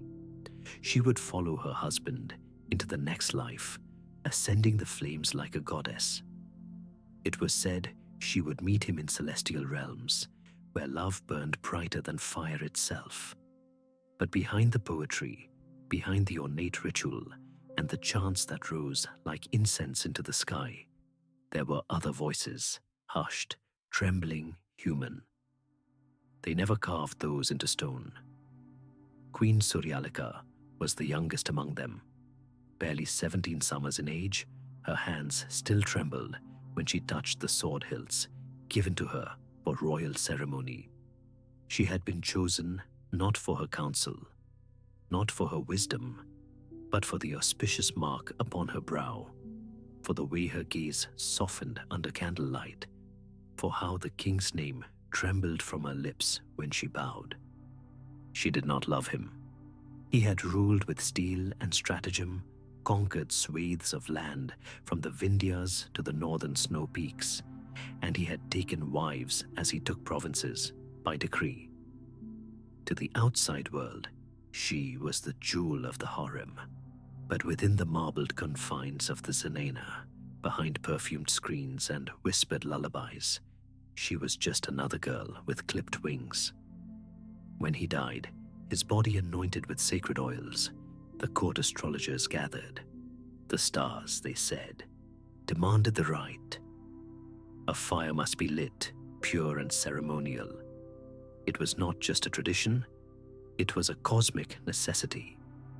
If the queens did not follow, the heavens might withhold the monsoon.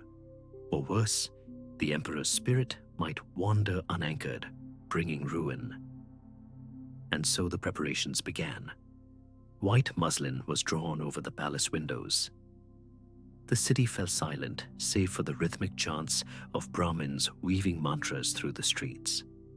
At the riverbank, a pyre was built of sandalwood and dried neem branches, curved into a dome like a temple. The air filled with the scent of camphor and ghee. Torches were dipped. Drums sounded there, dirge. Suryalika's mother wept silently in the corner of her chamber. "You are lucky," she whispered. "You will be immortalized."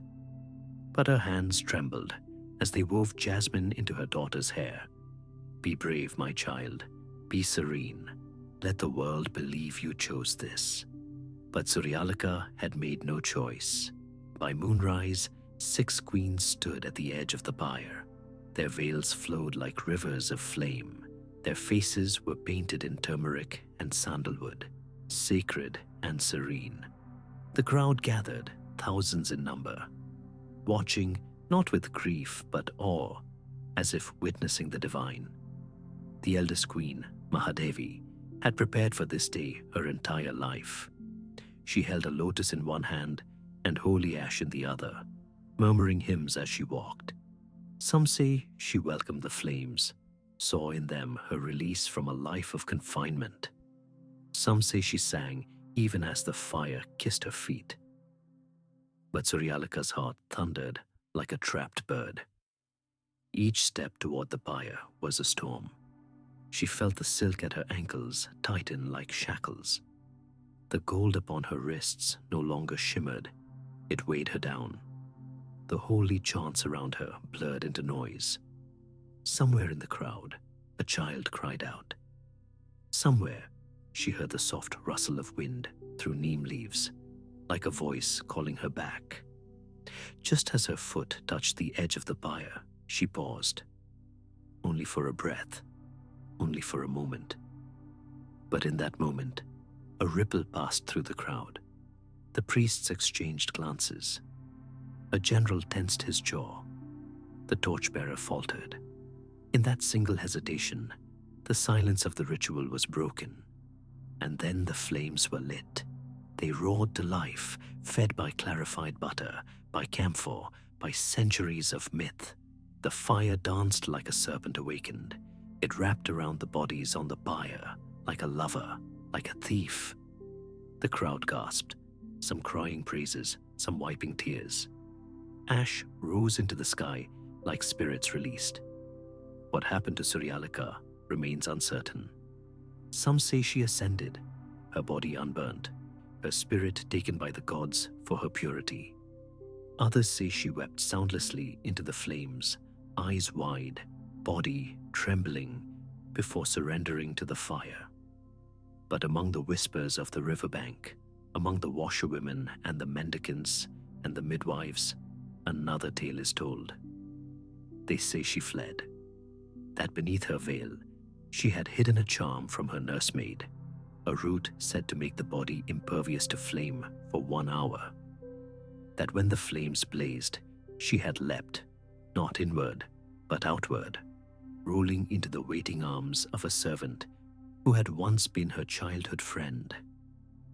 That a shadowy figure was seen escaping down the riverbanks that night, dressed in soot and silk. That in a faraway village, an old woman with gold eyes and trembling hands still lights a lamp every year on the anniversary of the emperor's death, and that her hut smells faintly of jasmine and sandalwood. No court historian ever wrote that version. No epic sang of it, but the women remember. They remember that devotion can be demanded, that pyres can be prisons, that sometimes love is a flame, but sometimes it is a lie. They remember the silence in the queen's chambers the next day, how the emperor's body turned to ash, but no phoenix rose from the flames, how the new king forbade mourning rites, how the ritual was never spoken of again. In time, the stone carvings faded. The names of the queens were worn down by rain and sun. But somewhere in the drifting mists that cling to the banks of the Ganges, the memory endures. A memory not of fire, but of a step taken away from it. In the dead of night, when the river sings and the jackals howl from the ruins, listen. You may hear the whisper of silk, the rustle of gold, the breath of a girl who chose not to burn. She did not become a goddess. She became a ghost. A quiet defiance wrapped in veils, walking forever between myth and memory. In the dark, damp cradle of Britain's pre-Roman wilds, where mist clings like breath to the heather and the winds speak in broken tongues, there once was a tribe that whispered to the dead. And not merely in prayer, not as children fearing gods, but as kin to shadows, stewards of bone. Their language was carved into the land, not with ink, but with severed skulls, skulls left in sacred groves, in bottomless wells, on banquet stones beneath the stars. Faces once full of defiance now stared skyward, eyeless and forever mute. It begins with silence, a kind of silence that sits heavy in the belly, that blankets the hills like ash. You would feel it if you stood among the burial mounds, if you walked the chalk-lined paths through forgotten vales, the silence of something once alive, now too reverent to name. And in that silence, the feasts began. These were no ordinary banquets. There were no songs, no toasts, no laughter, save the distant murmur of the trees. Around the fire sat warriors with eyes like dying coals and hands still calloused from the kill. They did not feast in celebration, but in rite. And at the center of the circle, upon flat stones slick with old rain, sat the heads. Not all were foes. Some, they say, were brothers, cousins, kings. The distinction mattered less than the stare. To dine in the presence of the dead was not macabre to them. It was divine. For the Celts believed that in death, the head became more than flesh. It became a vessel, a soul jar, a keeper of wisdom, of strength, of memory. and so they did not bury their honored in full, not always. Instead, they severed, carefully, ritually, and returned the skull to the earth in places where spirit moved thickest. Some were placed in wells, where dark waters lapped at limestone walls, and the roots of yew trees dipped like fingers. Others were left beneath groves where the moonlight never quite touched the soil, and birds refused to sing. The heads were not trophies. They were not desecrated. They were cherished, washed, adorned with ochre, bound in twine, hung upon doors or set upon altars, so that the departed might watch and guide and protect. In Danebury, in Royston, in dozens of sites across the ancient land, archaeologists would later find the evidence, a pattern of bodies buried far from their skulls, and skulls buried as though they were relics, not remains. Some even showed marks of trepanation, holes bored post-mortem, perhaps to release the final breath or let in the wisdom of the winds. Legends whispered that certain warriors could not die unless their heads were taken, that a man who died whole might linger as a vengeful spirit, his soul trapped in his bones, screaming unheard. And so they severed, always. Not out of cruelty, but out of reverence, to free the essence, to carry it with them. There are songs, long silenced now, that told of chieftains who spoke to skulls before battle, who would set the heads of ancestors in rows along the ramparts so that their wisdom might bleed into the soil and stiffen the spines of the living. In these tales, it was said that a man who held the right skull might never lose his way in the fog, nor fall prey to poison, nor dream of wolves. A sacred bond, a pact between the meat of now and the marrow of forever. Yet darker stories persist of the headless feasts. When the veil between the worlds thinned, at Samhain or during lunar eclipses, some tribes would gather deep in the hollows, bringing with them the heads of enemies taken in battle. Not to honor, but to contain. For there were those who believed that the spirits of the wicked grew hungry after death, that without proper rites, they might rise faceless and furious. So they would dine beside them, share bread and roasted boar beneath the moon, not in fellowship, but in warding, to offer the living's warmth, to quiet the rage of the dead.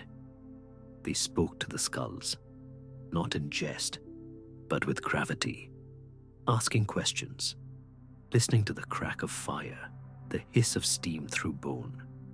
Some claimed they heard replies, that the dead would groan through the gaps in their teeth, that their hollow sockets pulsed with faint blue light. No feast was begun until the skulls had been seated, cleaned, arranged in a ring that mirrored the stars.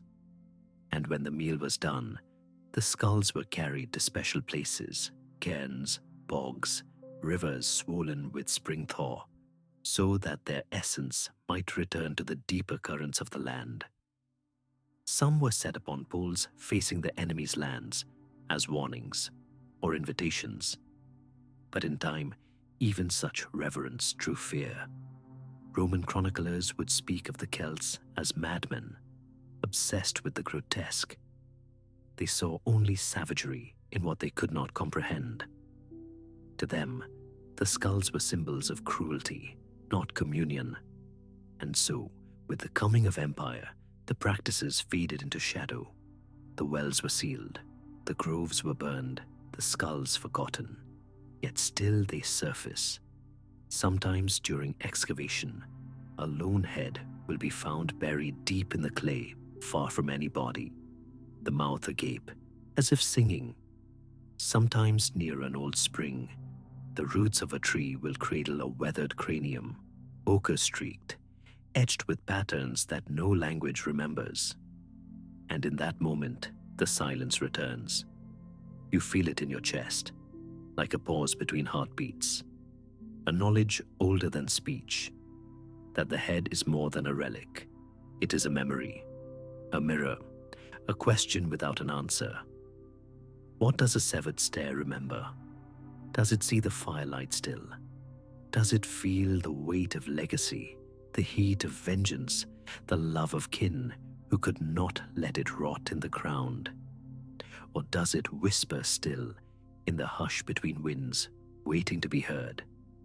For the Celts knew something we have long since buried beneath reason and ritual, that the soul may rest in silence, but it also echoes, that in the bone lies a voice, if only we dare to listen.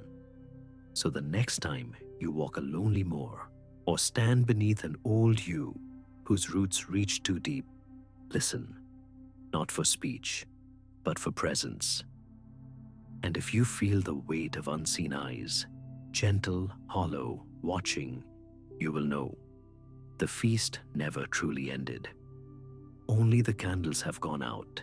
Beneath the violet hush of twilight, the earth of Crete trembled like a beast uneasy in its slumber.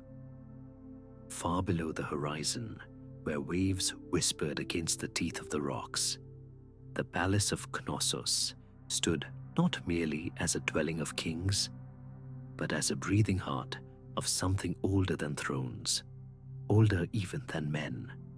Its labyrinthine halls were warm with oil lamps, its stones pulsing with the memory of rites that once bent the veil between the mortal and the divine.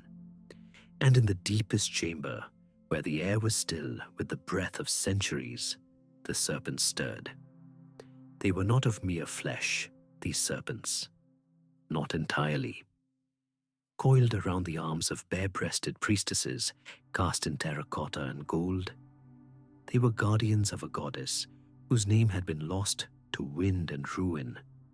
She was simply the serpent mother, her eyes wide and unblinking, her form caught in an eternal gesture of power and grace. Bosom bared to the stars, serpents rearing from her palms, as if she herself commanded both rebirth and demise. The women who worshipped her, those cloaked in ochre linens and anointed in honey, did not fear the snake.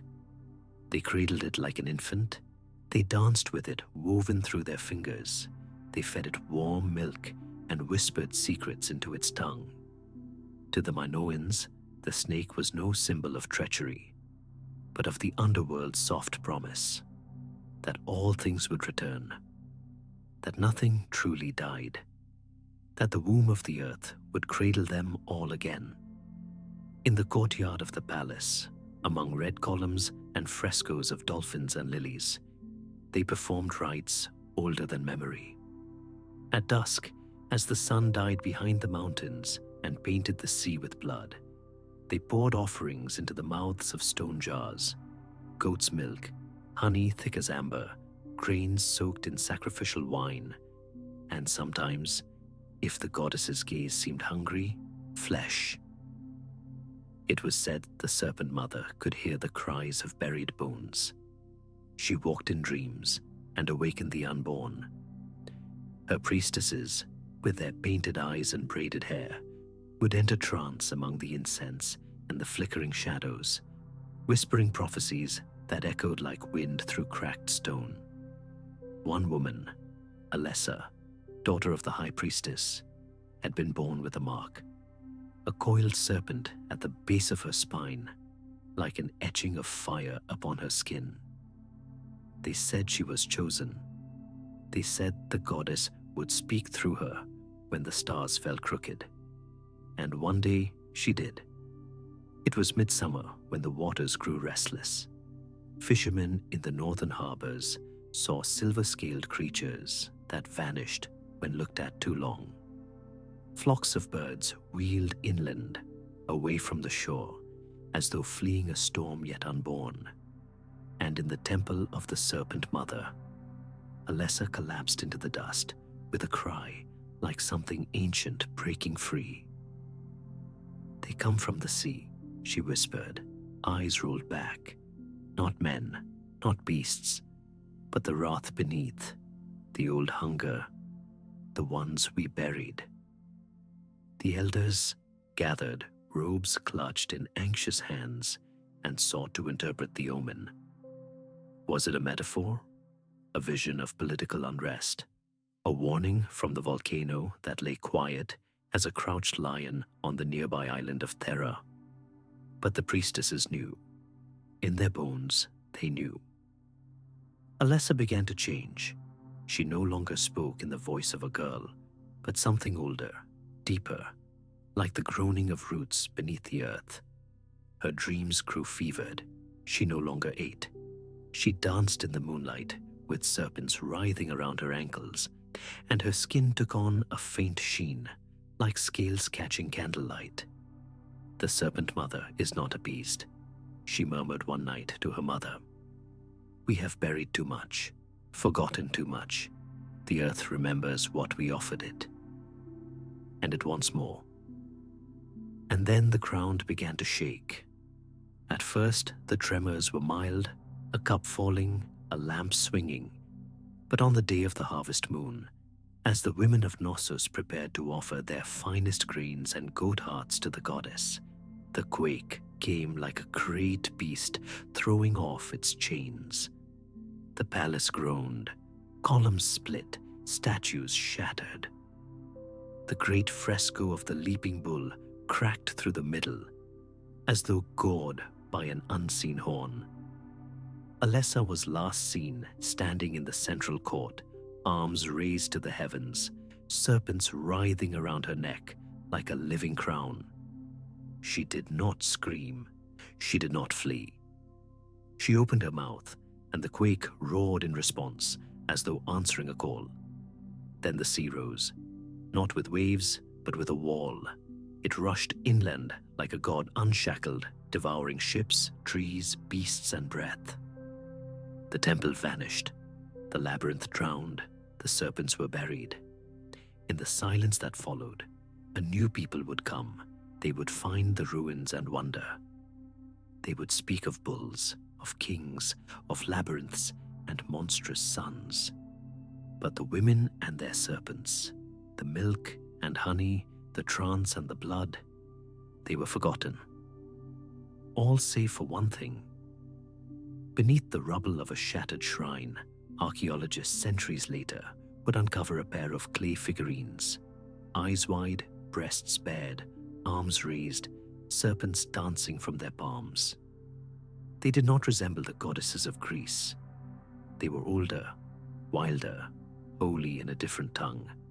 And beside them, carved in faded glyphs, one final phrase, scratched hastily in the last moments before ruin. She warned us. We did not listen. Now, in the hush of midnight, when the winds shift over the broken stones of Knossos, some say you can still hear the hiss of scales against marble, a whisper that coils through the ruins like breath in a tomb. Not a warning, not a threat, simply a presence, patient, eternal. For the serpent mother does not die. She waits. Beneath the stone, beneath the sea, beneath the dream of empire, she waits. They danced for death, as if it were a lover returned from the underworld. In a clearing shrouded by mist, between the cypress trees of ancient care, the drums began. Low at first, like the thud of a distant heart. Then the flutes, shrill and mournful, winding through the morning fog like the call of a widowed bird. And there, under the bronze eye of a rising sun, painted red with the blood of sacrifice, two men began to circle one another, not warriors, not slaves, but chosen emissaries to the realm beyond. This was not Rome, though Rome would later inherit the spectacle and strip it of its soul. This was Etruria, mysterious, sea-touched, death-haunted, a land older than Latin memory, where the veil between the worlds was thinner than mist, and death was not feared but courted. Here, death was not the end. It was an event, a ceremony, a guest that must be welcomed with music, rhythm, and the spilling of human wine. The Etruscans, whose cities dotted the northern Italian hills long before Rome's rise, had no myths of conquest. Their myths were subterranean, chthonic, painted in ochre and black on tomb walls, where banquets never ended and dancers moved forever in the flickering light of soul lamps. They were a people obsessed not with victory, but with passage, with the rituals that ushered a spirit from one breath into another silence. It was said the Etruscans read the future in the livers of sacrificed beasts, but they read the afterlife in blood, human blood, spilled in pattern. Their gladiators were not performers, not yet. They were sacred instruments in a choreography older than marble, a dance to awaken the spirits that lingered just beneath the earth. The duel was not meant to amuse. It was meant to summon. A man would be led into the arena, not an arena, not yet, but a sacred ground marked by blackened stones and charred bones. Opposite him, another, masked with the face of a demon or a god, would emerge, flanked by priests who wore wreaths of laurel and held bowls of burning resin. The two men would salute, not to a crowd, but to the gods above and below, and then the flutes would begin. Imagine it, the stutter of drums echoing against the tomb walls, the beat of bare feet on packed earth, the blur of bronze blades, and above all, the slow rhythmic dance. Each move was measured, each feint had purpose, not to kill, but to awaken something ancient. As the blood began to flow, it was not horror that stirred the crowd, it was reverence.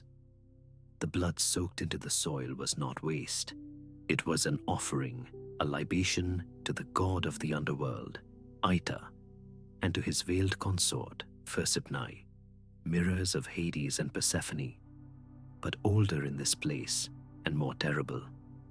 And when the final blow landed, when one of the dancers fell and his lifeblood spilled like dark wine, a priest stepped forward. He did not mourn, he danced. With slow, undulating movements, he traced circles around the fallen man. In his hands were castanets, or symbols. At his waist, a serpent belt.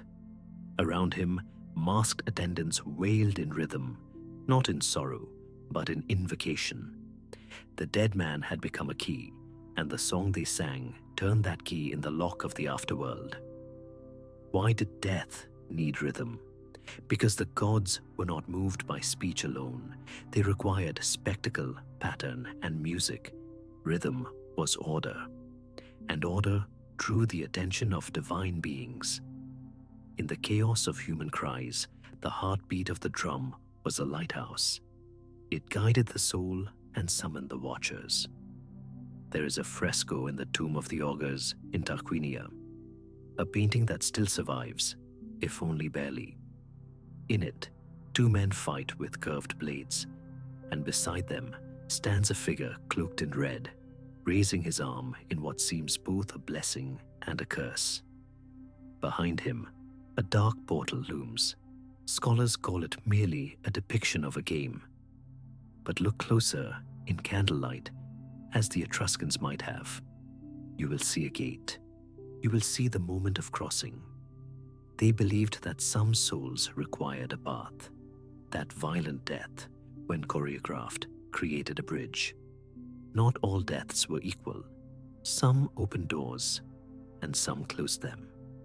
In the city of Volci, tombs were built like homes, with chambers, beds, and painted walls. It was said that the spirits of the dead continued to feast and celebrate in the afterlife, and that the greatest honor was to die in ritual, to die with music in your ears and sacred oil on your skin, to die while dancing. The sacrifice was not just for the gods, it was for the ancestors who watched, who listened, and who whispered back only when moved. Rome would later take this rite and transform it. The arenas grew vast, the blood more copious, but the soul drained out. The dance vanished. The silence afterward, the prayer, the purpose, these were forgotten. What remained was only spectacle. But before the roar of Roman crowds, there was only the wind in the trees and the steady beat of the funeral drum. There is a legend, whispered by old stone near the ruins of Cerveteri, that on certain nights, when the moon is low and the earth still warm from the sun, one might hear the flutes. Not Roman flutes, but older, sadder tones. And if one follows the sound past the olive groves and into the hollow places of the earth, one might glimpse masked figures moving in a circle slower than time, their feet silent on soil that remembers. They are not ghosts, they are dancers, still calling, still offering, still summoning. Perhaps they wait for a final sacrifice that was never made, or perhaps the ritual never ended. And in that eternal rhythm, in that sacred choreography, lost to conquest and silence, lies the memory of a people who did not fear death, but sang to it, who bled not in vain, but in rhythm, who taught us, in their vanished tongue and flickering torchlight, that there are ways to meet the end, not with dread, but with grace. Like a lover or a god, they say the higher one climbs, the closer they are to the gods. But on the crags of Tibet, where the Himalayas scrape the underbelly of the sky, it is not the living who seek the divine, but the dead. And the gods, if they are there at all, come not in robes of silk, but on wings wide and black, with eyes that pierce flesh and memory alike. Up here, breath comes slow, and the wind sounds like chanting even in silence. There is no firewood to burn bodies, no soil deep enough to dig graves. So the dead are given to the sky. Atop stone platforms kissed by snow and shadow, the monks gather before dawn. Their saffron robes ripple in the cold like candle flames clinging to life. Incense smoke coils into the blue, but it is the droning chant that holds the world still.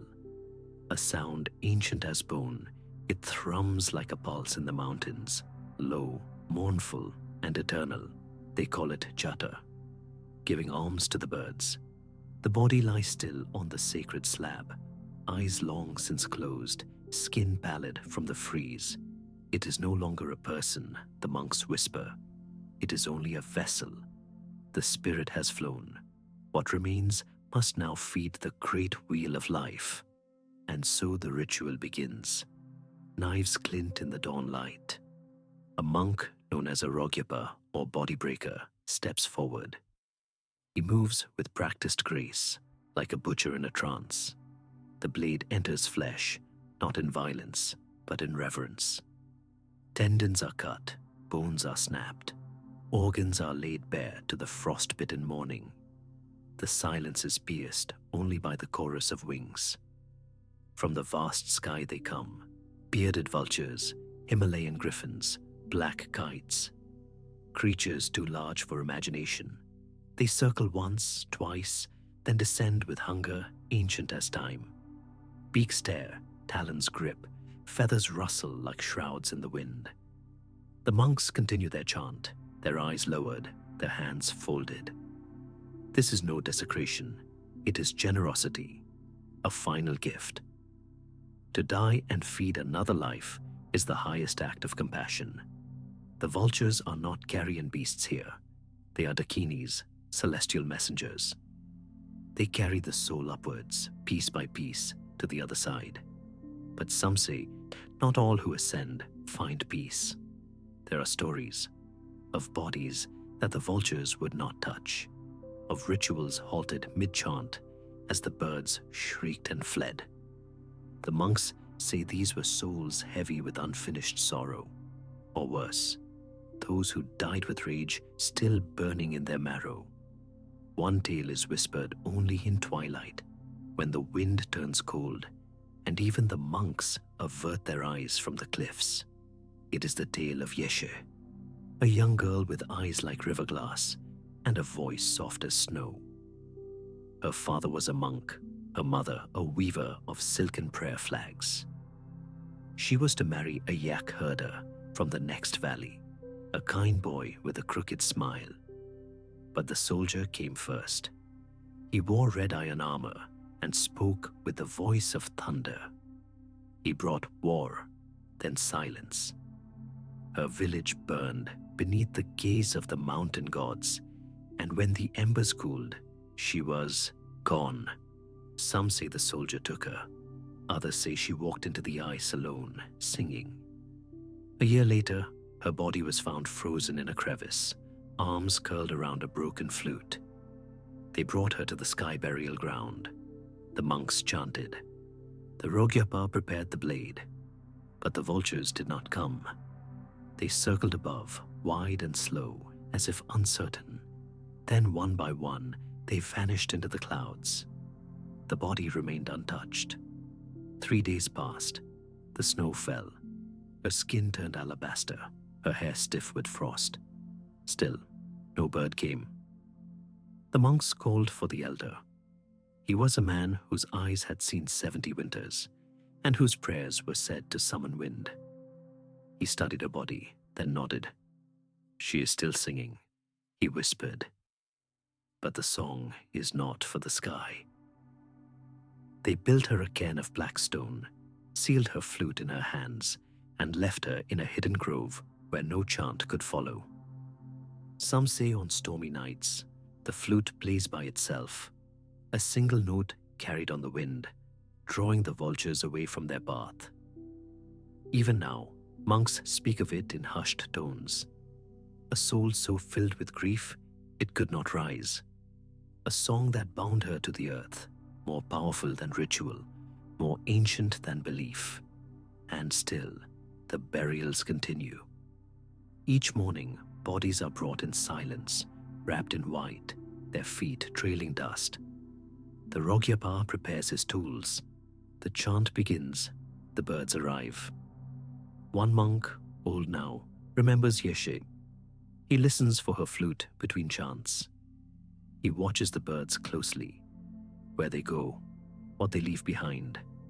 He says sometimes, after the ritual, when the platform is bare and the snow untouched, he finds feathers, black as moonless night, wet with something more than blood. And once, just once, he swears he saw a girl on the ridge, playing a song without breath, her eyes turned not to the heavens, but to the earth. Perhaps the vultures carry more than flesh. Perhaps the soul does not always wish to rise. Or perhaps, in the end, some spirits simply choose to stay. Wandering among the peaks, their songs tangled in the wind, waiting for a kindness not even death could grant. And so the monks chant, and the blades cut, and the birds descend. Above the clouds, the sun burns cold and golden. Below, in a world of stone and silence, the dead take flight, not in fire, not in earth, but in wings and sky, in echo and bone. It is a sacred thing to vanish into wind. But not all vanish. Some remain, watching, listening, singing. In the beginning, there was silence, thick as limestone, old as dreaming bones. And beneath the sun-blistered rock of Malta, a breathless darkness lay coiled like a serpent in slumber. There, in the still womb of the Hal Saflieni Hypogeum, shadows gathered for millennia, feeding on the chants of the dead. What the living had long forgotten, the bones remembered. And those bones were listening. The world above may have changed, plows scraping soil, ships chasing stars. But beneath the ochre sun of Neolithic time, men carved their faith into stone, deeper and deeper still. They chiseled catacombs out of the living earth, layer upon descending layer. Into the underworld they feared and revered in equal measure. No daylight ever touched these halls. Here, the air hung with centuries. Here, Even a whisper could awaken echoes that did not belong to the living. It was said the first chamber was built for the quiet dead, but soon the chambers multiplied like veins in a corpse, burrowing down into madness. Vaults and sanctuaries, spiral niches, serpentine corridors. They painted ochre spirals on the walls, symbols of infinity or unraveling, no one could say. Skulls were placed deliberately in the gloom, arranged not by accident, but by intention. Some circled inward, like offerings. Some stared outward, as if still watching. The living came bearing more than grief. They brought the dead with them? Yes, but also hunger, questions, fear. Why were so many femurs snapped like twigs? Why were pelvises shattered, skulls fragmented, not by time, but by human hands? And why did those echoes, those deep, low frequencies, linger when voices spoke, vibrating in the very marrow of bone? The hypogeum, they discovered, was an acoustic miracle or a curse. A chant at 111 hertz would shiver the stone, pierce the chest, rattle thought loose from the skull. Some said it opened minds. Others said it opened doors. Legends grew in the silence, like mushrooms in the damp. Of rituals meant not to honor the dead, but to summon them. Of women who entered the lower chambers and emerged mute, eyes rolled wide, hands clutching stones as if they were hearts. Of priests whose voices grew deeper than thunder after a single chant. Of children who disappeared into the catacombs and returned decades later, unaged, with dust in their lungs and ancient languages on their tongues. And so it was that the hypogeum passed into myth, half remembered by those above, never forgotten by those below. When archaeologists uncovered it in the 20th century, they peeled back layers of stone like scabs, revealing not healing but horror. Bones stacked in altars, skulls grouped by shape, as if the ancestors had chosen their kin, not by blood but by design. A woman's skeleton lay curled into the curve of an amphora, her femur carved with parallel lines, symbols or tally marks. A child's skull bore signs of trepanation. The wound healed, the child survived. But to what purpose? And then came the acoustic chamber, a room not larger than a monk's cell, yet when one stood within and sang, the voice would swell and fracture, echoing in the bones of the listener. Deep, resonant, unearthly. A frequency that stilled the pulse and hollowed thought. It was not music. It was invocation. Many refused to enter again. One man fell to his knees in tears, though he did not know why. Another tore at his ears, claiming voices were not just echoing, but answering. The bones spoke, it seemed, not in words, but in vibration, in dreams, in dread. And all the while, the deeper chambers resisted excavation, as if protecting their secrets with layers of stone and silence. There were stories, unconfirmed, quietly buried, of a final corridor, too narrow to crawl, where explorers felt watched by eyes that were no longer eyes. Some said that corridor led, not to a chamber, but to something older, something that predated stone, a throat in the earth, a mouth waiting to be remembered. Those bones, broken, arranged, whispered over, became known as the bone shrines of Malta. Shrines not to gods, but to thresholds. They were not merely graves. They were architectures of belief, of terror, of surrender. The ancients had not buried their dead. They had offered them. But to whom? No deity's name survived. No myths endured intact. Only the red ochre spirals, the fractured skulls, the sense, when standing still in that humid, airless dark, that you were not alone. Today, the hypogeum is sealed in glass and tour schedules. But the bones are still there, and the air, heavy and trembling, still clings to every corridor like breath held too long. Some nights, when the moon over Malta wanes and the wind is still, locals swear they can hear something beneath the ground. A hum, a murmur. Not quite song, not quite cry. And if you press your ear to the rock, they say, the bones might still be whispering, but they no longer speak of the past.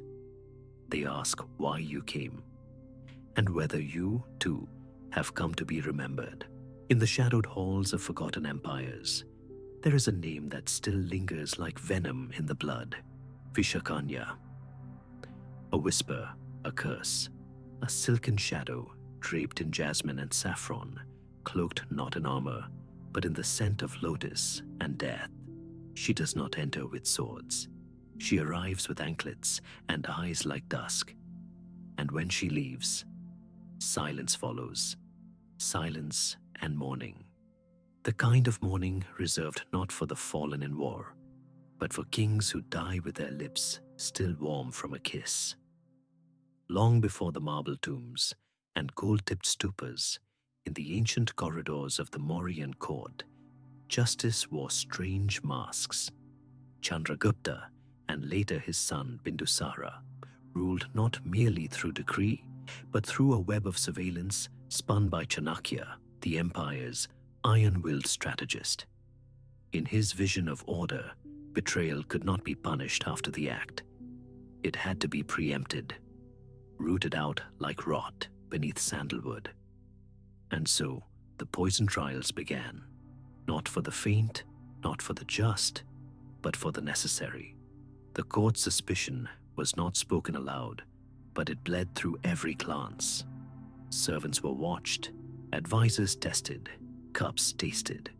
But even vigilance has its shadows, and in those shadows danced the Vishakanyas, the poison maidens. They were not born but made, selected as children for their beauty and lineage, for the clarity of their skin and the quietness in their eyes. And from that moment, the ritual began, drop by drop. Like the slow erosion of innocence, they were fed poison. Not enough to kill, just enough to change them. Enough to make the blood venomous, the breath toxic, the kiss fatal. Their bodies adapted in silence, reshaped by centuries of herbcraft and alchemy, whispered from one healer to the next, beyond scrolls and tablets. When others fell to scorpion bites or tainted meats, they did not even flinch. When venom seeped into their bloodstream, their hearts did not slow. Instead, they became the venom. They wore it like silk on their skin. But they were not assassins in the shadows. No, they were invitations to beauty, summoned to courts and kingdoms far and wide. Draped in gold, henna trailing down their arms like river deltas, they danced under torchlight with the grace of monsoon rain and the danger of the flood that followed. Their footsteps were not heavy, their voices not loud. But wherever they traveled, deaths bloomed like poppies in their wake. In the chronicles of Vidisha, it is said one such maiden, Nandini, was offered as a gift to a rival prince who dared whisper rebellion. She was a poem carved in flesh, and he welcomed her with wine and rose petals. The night was long, the stars indifferent. By morning, the prince was dead. His lips blue, his final breath clinging to hers. No wound, no struggle, just a slow, intimate annihilation. The courtiers trembled. Some called it witchcraft, others divine justice. But Chanakya merely watched in silence, unmoved. To him, this was not cruelty. It was calculus. Every traitor who died at the hands of a Vishakanya saved hundreds who might have perished in war. Every poison maiden was a blade sheathed in silk, precise, efficient, untraceable. Still, not all were comfortable in this theater of veiled death. Some say Emperor Ashoka, long before his transformation into the Buddhist king of peace, once summoned a Vishakanya to test his resolve.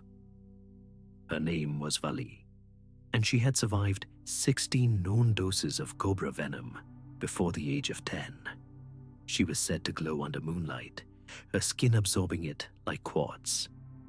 She stood before Ashoka, adorned in nothing but ritual oils and silence, awaiting his order. But he did not speak. Instead, he dismissed the chamber, and when only they two remained, he asked her one question. "Do you wish to be free?" The maiden looked up for the first time. Her eyes were dry, but her soul flickered like a guttering flame. She said nothing. She only placed a garland of neem leaves at his feet and walked away, barefoot on the marble. That night, the emperor did not sleep. That night, he wrote no edicts. That night, it is said, the first crack appeared in his heart. Was it guilt, compassion, or fear that even kings were puppets in the hands of poison and policy? Historians have long debated whether Vishakanyas truly existed, or whether they were fables conjured by enemies of the Mauryas to stain their legacies with dread. But in dusty temple murals of southern India, a dancing figure is often depicted, always barefoot, always alone, surrounded by serpents and skulls. She wears no crown, but all bow before her. In whispers passed from mother to daughter in remote Assamese villages, the tale of the poison maiden remains, not as horror, but as warning. That power does not always march with trumpets. Sometimes it dances, sometimes it smiles, sometimes it dies with the one it was meant to protect. And what of the maidens themselves? Did they believe in justice? Did they see themselves as executioners or victims? In the quiet hours before dawn, when the poison trembled in their veins and sleep brought no comfort, did they remember the names of those they kissed goodbye? Or did they dream of fields and rivers never touched by fear? We will never know. They left behind no diaries, no songs, only rumors and bones, only silk and suspicion. But if you ever find yourself in the ruins of ancient Pataliputra, among the crumbled colonnades and the forgotten lotus pools, listen carefully at dusk. You may hear the faint chime of anklets against stone, the breath of a dance long extinguished. The earth remembers what empires forget. And in that remembering, the Vishakanya lives on, not as a villain nor a martyr, but as a question. What price must be paid to keep a kingdom pure? And who bears its weight? The ruler who commands the poison, or the maiden who becomes it? They say the bones still whisper if you listen under the right moon. The wind scours the cliffs of Chaco Canyon like a forgotten chant, dry and rasping, as if time itself has grown thin here. In the echoing silence of the high desert, stone kivas sink into the earth like wounds that never healed. And if you press your ear to the dirt, they say you might hear the chewing. Long ago, long before the Spanish came or the Pueblo stood, there was a people who lived high in the cliffs, suspended between sky and dust. The Anasazi, the ancient ones, builders of great roads, of sun-worshipping architecture, of cities carved into impossible stone. But among the ruins and pottery, the spiral glyphs and feathered effigies, something darker was found, shattered bones, hollowed and scorched, joints broken with precision, marrow scraped clean. It was not the bones themselves that chilled the archaeologists. It was the burn marks, the boiling pits, the polished human teeth turned into beads. The fire-cracked femurs lay not in reverent burial, but in midden heaps, alongside refuse and ash. These were not the rituals of remembrance. These were the rituals of consumption. Many spoke quickly of famine, of droughts so deep that flesh turned into prayer, of winters when the corn shriveled to paper, and mothers did not speak their children's names aloud for fear of what would follow. But the pattern was too deliberate. Bones selected, skulls cleaved in uniform strokes, fire used not simply for cooking, but for transformation. And then there were the legends. Among the Hopi and Zuni, whispered in fragments, are stories of skinwalkers, of clans that feasted on the hearts of the dead to absorb their courage, their knowledge, their dreams, of ancient ones who believed that to consume the body was to bind the soul. In those dry canyons, where nothing grows without sacrifice, death was not the end. It was the beginning of transference. In one tale, a chieftain's son fell ill during a year of great blight. The stars were pale, the rabbits turned away from traps. And so the elders summoned the bone singers, a hidden order said to live beneath the canyon. That night, they brought forth a man wrapped in ochre cloth, bound in thorns. He was not killed with hatred, but reverence. As they dismembered him, they sang to the sky and fed the boy broth from his ribs. By dawn, the boy stood, eyes glowing with a feverish light, and spoke the name of the man he had never met, but whose voice now spoke through him. The Anasazi did not leave writings, only walls, only shadow. But the pattern of their abandonment is clear. Entire settlements left in a season, tools dropped mid-task, fires left burning. Not the fleeing of the starved, but of the haunted. Some believe a war erupted, not of territory, but of spirit. A divide between those who devoured to survive and those who devoured to transcend. The sacred cannibals, they say, built their own kivas, deeper, rounder, painted with spirals that bled inward, not outward. They spoke to the bones, they drank moonlight, they left offerings of blood to something older than the corn gods. In a crevice near the base of a collapsed dwelling, a stone bowl was found. Inside, a mash of human fat, ground herbs, and crushed turquoise. It was not decay that made the archaeologists tremble. It was the order, the craft, the recipe. What was it for? There are moments just before dawn when the canyon turns silver with frost and breath hangs like ghost smoke. And if you sit at the edge of a kiva with your eyes closed, you may feel a heat rising that has no fire. You may feel watched, not with malice, but with hunger. Perhaps it was not madness. Perhaps it was not desperation. Perhaps it was ceremony. Some say the Anasazi ate their wise, their strong, their beloved dead, not to desecrate them, but to keep them close, to carry them forward in blood and muscle. That to eat was to honor, to digest was to remember. And yet others say that once begun, the hunger could not be undone. That those who tasted power found the world of the living too quiet, that they began to kill not from need, but from invitation. That the stones of Chaco Canyon remember every scream. They point to the sun dagger, an ancient petroglyph aligned with the solstices carved high upon Fajada Butte. Its shadow moves with the seasons. But if you stand before it during the blood moon, the light cuts through the spiral like a blade. Was it a calendar or a warning? We do not know why the Anasazi vanished. We only know they did not say goodbye. They left no graves, only scattered bones, no written prayers, only smudges of ochre on the walls, no final message, only wind. And sometimes, in the deepest nights, when the stars throb and the air grows thick with unseen breath, you might dream of a fire underground, of chanting, of hands raised in darkness, holding a skull like a chalice. You might wake with the taste of copper on your tongue and the sense that you've been fed something not meant for the living. In that moment, remember, The hunger was not always for food. Sometimes it was for memory, for power, for the echo of a name long lost.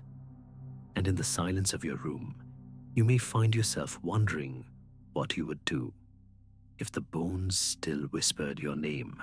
They gathered beneath a sky bruised with the color of dried blood, twilight descending like an omen, low and heavy upon the jungle canopy. The trees, ancient and hunched, whispered in tongues older than memory. In the great stone plaza of Tikal, where lichen gnawed at the faces of serpent-headed gods, and the wind played mournful tunes through temple crevices, the people prepared for pain. The ritual was not whispered. It was chanted, screamed, swallowed. There was no hiding from it. There was only assent. The fire was lit in a ceremonial brazier hewn from obsidian, blacker than the night itself. Smoke coiled like ghost serpents, flickering between worlds. Beneath the ziggurat, a boy no older than 10 clutched a deer-hide bundle, the sacred parchment inside trembling with anticipation, folded, white and thirsty. Elders in feathered cloaks, adorned with jaguar teeth and the wings of quetzal birds, stood in a half-circle, their silence humming with ancient resolve. And high above them, on the final step before heaven, stood the king. Not a man, but something other, an axis between flesh and cosmos.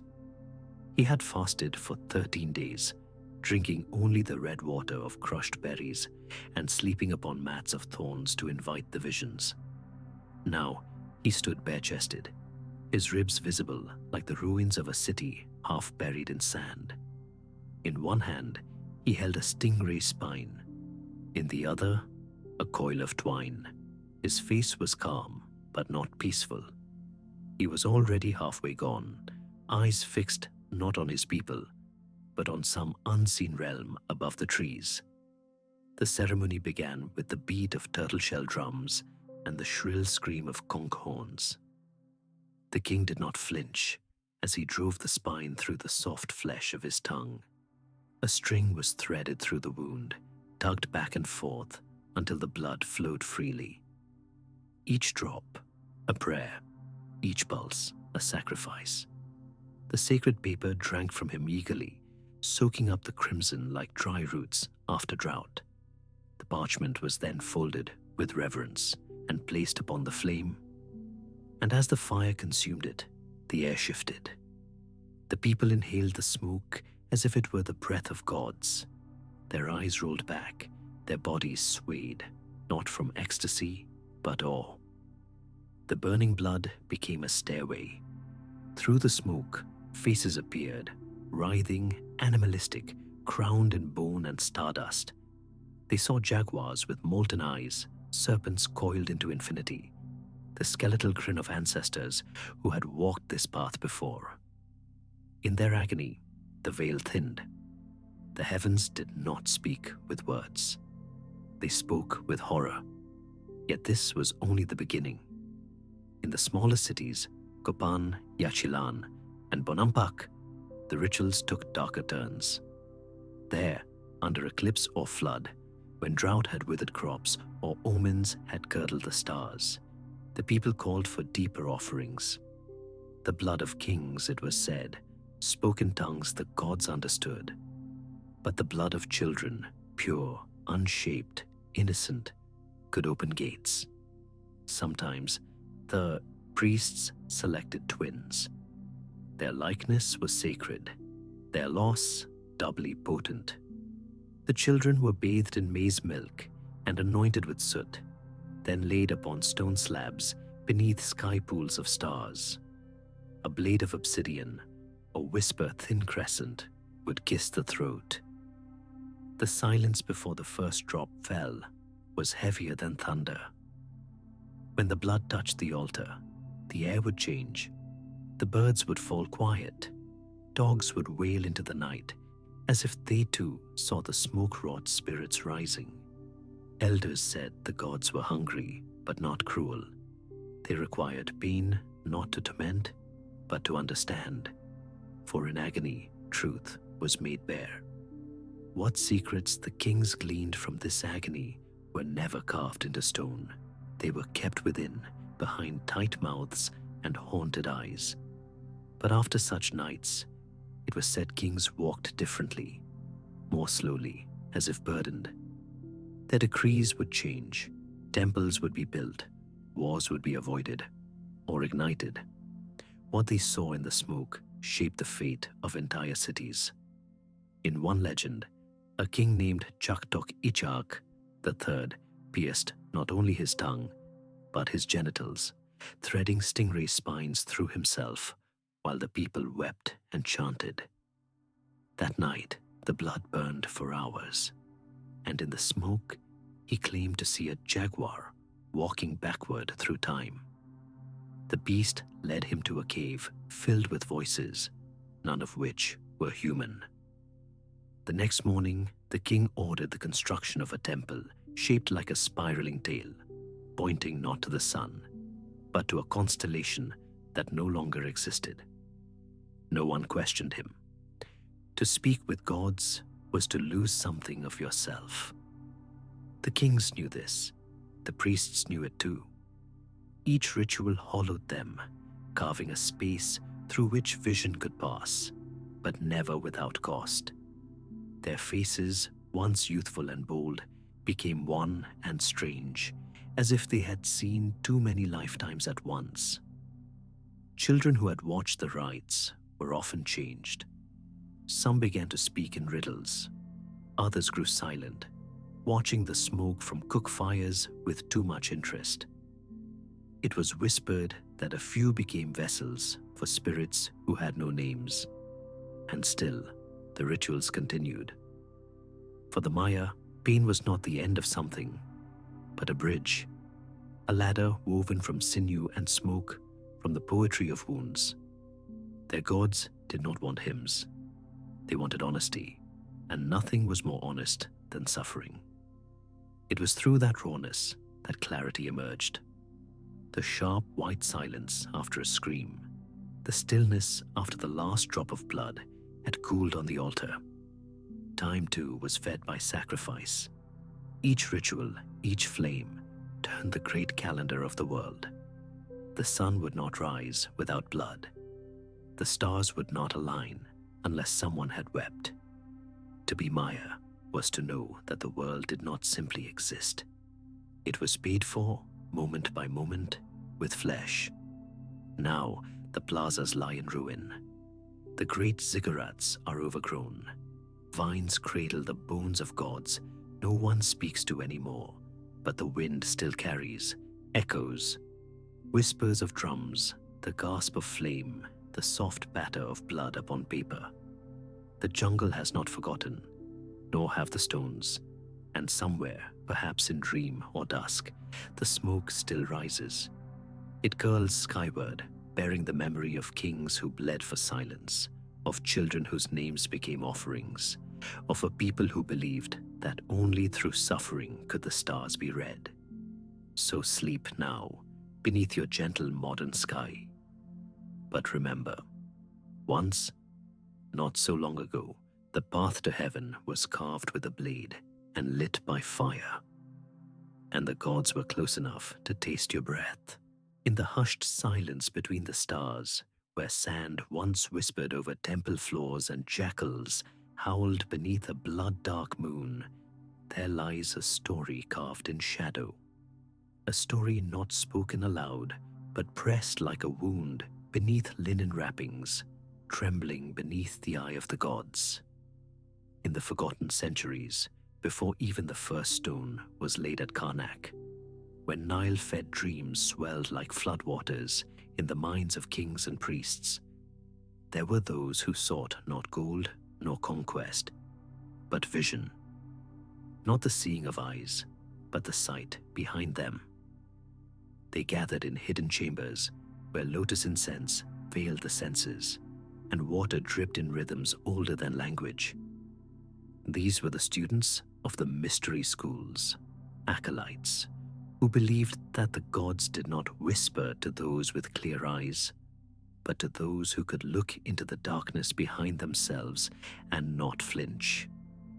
Among the ancient texts of Thoth, buried beneath metaphor and flame-worn parchment, there is mention of those who bled the veil, initiates who, in sacred ritual, surrendered one eye, not to blindness, but to clarity. They believed the Eye of Horus was not merely a symbol, but a path, and to walk it truly, one must pay its price. The act was called the sacrifice of sight. No surviving scroll dares describe it plainly. One refers to it as the offering of the moon, another as the opening of the inner temple. Some scholars dismiss it as symbolic, a metaphor for ego death, for the surrender of worldly illusion. But among the scrolls unearthed in the tomb of the burning falcon, beneath the necropolis of Saqqara, there was one fragment, charred, cursed, and inscribed with blood ink, that spoke otherwise. It told of Iseten, a temple scribe born under an eclipse, who from childhood dreamed of serpents curled around a burning eye. At age 12, she transcribed prophecies while blindfolded and named stars before seeing them. At 17, she was chosen to ascend the Spiral of Dusk, a rite reserved for only the most sensitive souls. She fasted for 40 days, drank from the cup of blue lotus and honeyed opium, and walked barefoot over black basalt that shimmered with ancient ash. Then came the night of her trial. Beneath the temple of Sekhmet, in a chamber sealed with obsidian, she stood before the altar of the eye, a relief carved into stone with no tools, as if etched by divine fire. Her teachers did not speak. They offered no command, only a silver blade and a bowl carved of lunar stone. Iseten wept before she acted, not from fear but from awe, for she had seen it in her dreams, the god with the falcon's head and the burning eye, who said, "Close the eye of the world, and I shall open the eye of the soul." And so she did. The scream, they say, echoed for 9 lifetimes through the stone. But what came after was silence. Not the silence of death, but the sacred quiet that follows revelation. Iseten fell to her knees, blood staining her linen robes, and lifted her face to the altar.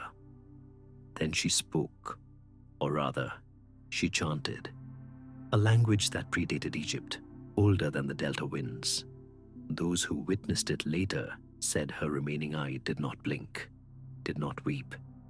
It glowed with a pale, unwavering gold. From that night, Iseten no longer slept. She walked the temple halls at dusk and paused to whisper prayers to statues whose names had long been forgotten. She spoke to shadows, to birds, to winds that passed only once every 7 years. When Pharaoh died of a sudden fever, she declared it was no illness, but a punishment from the god of balance, Ma'at, for the betrayal of an innocent.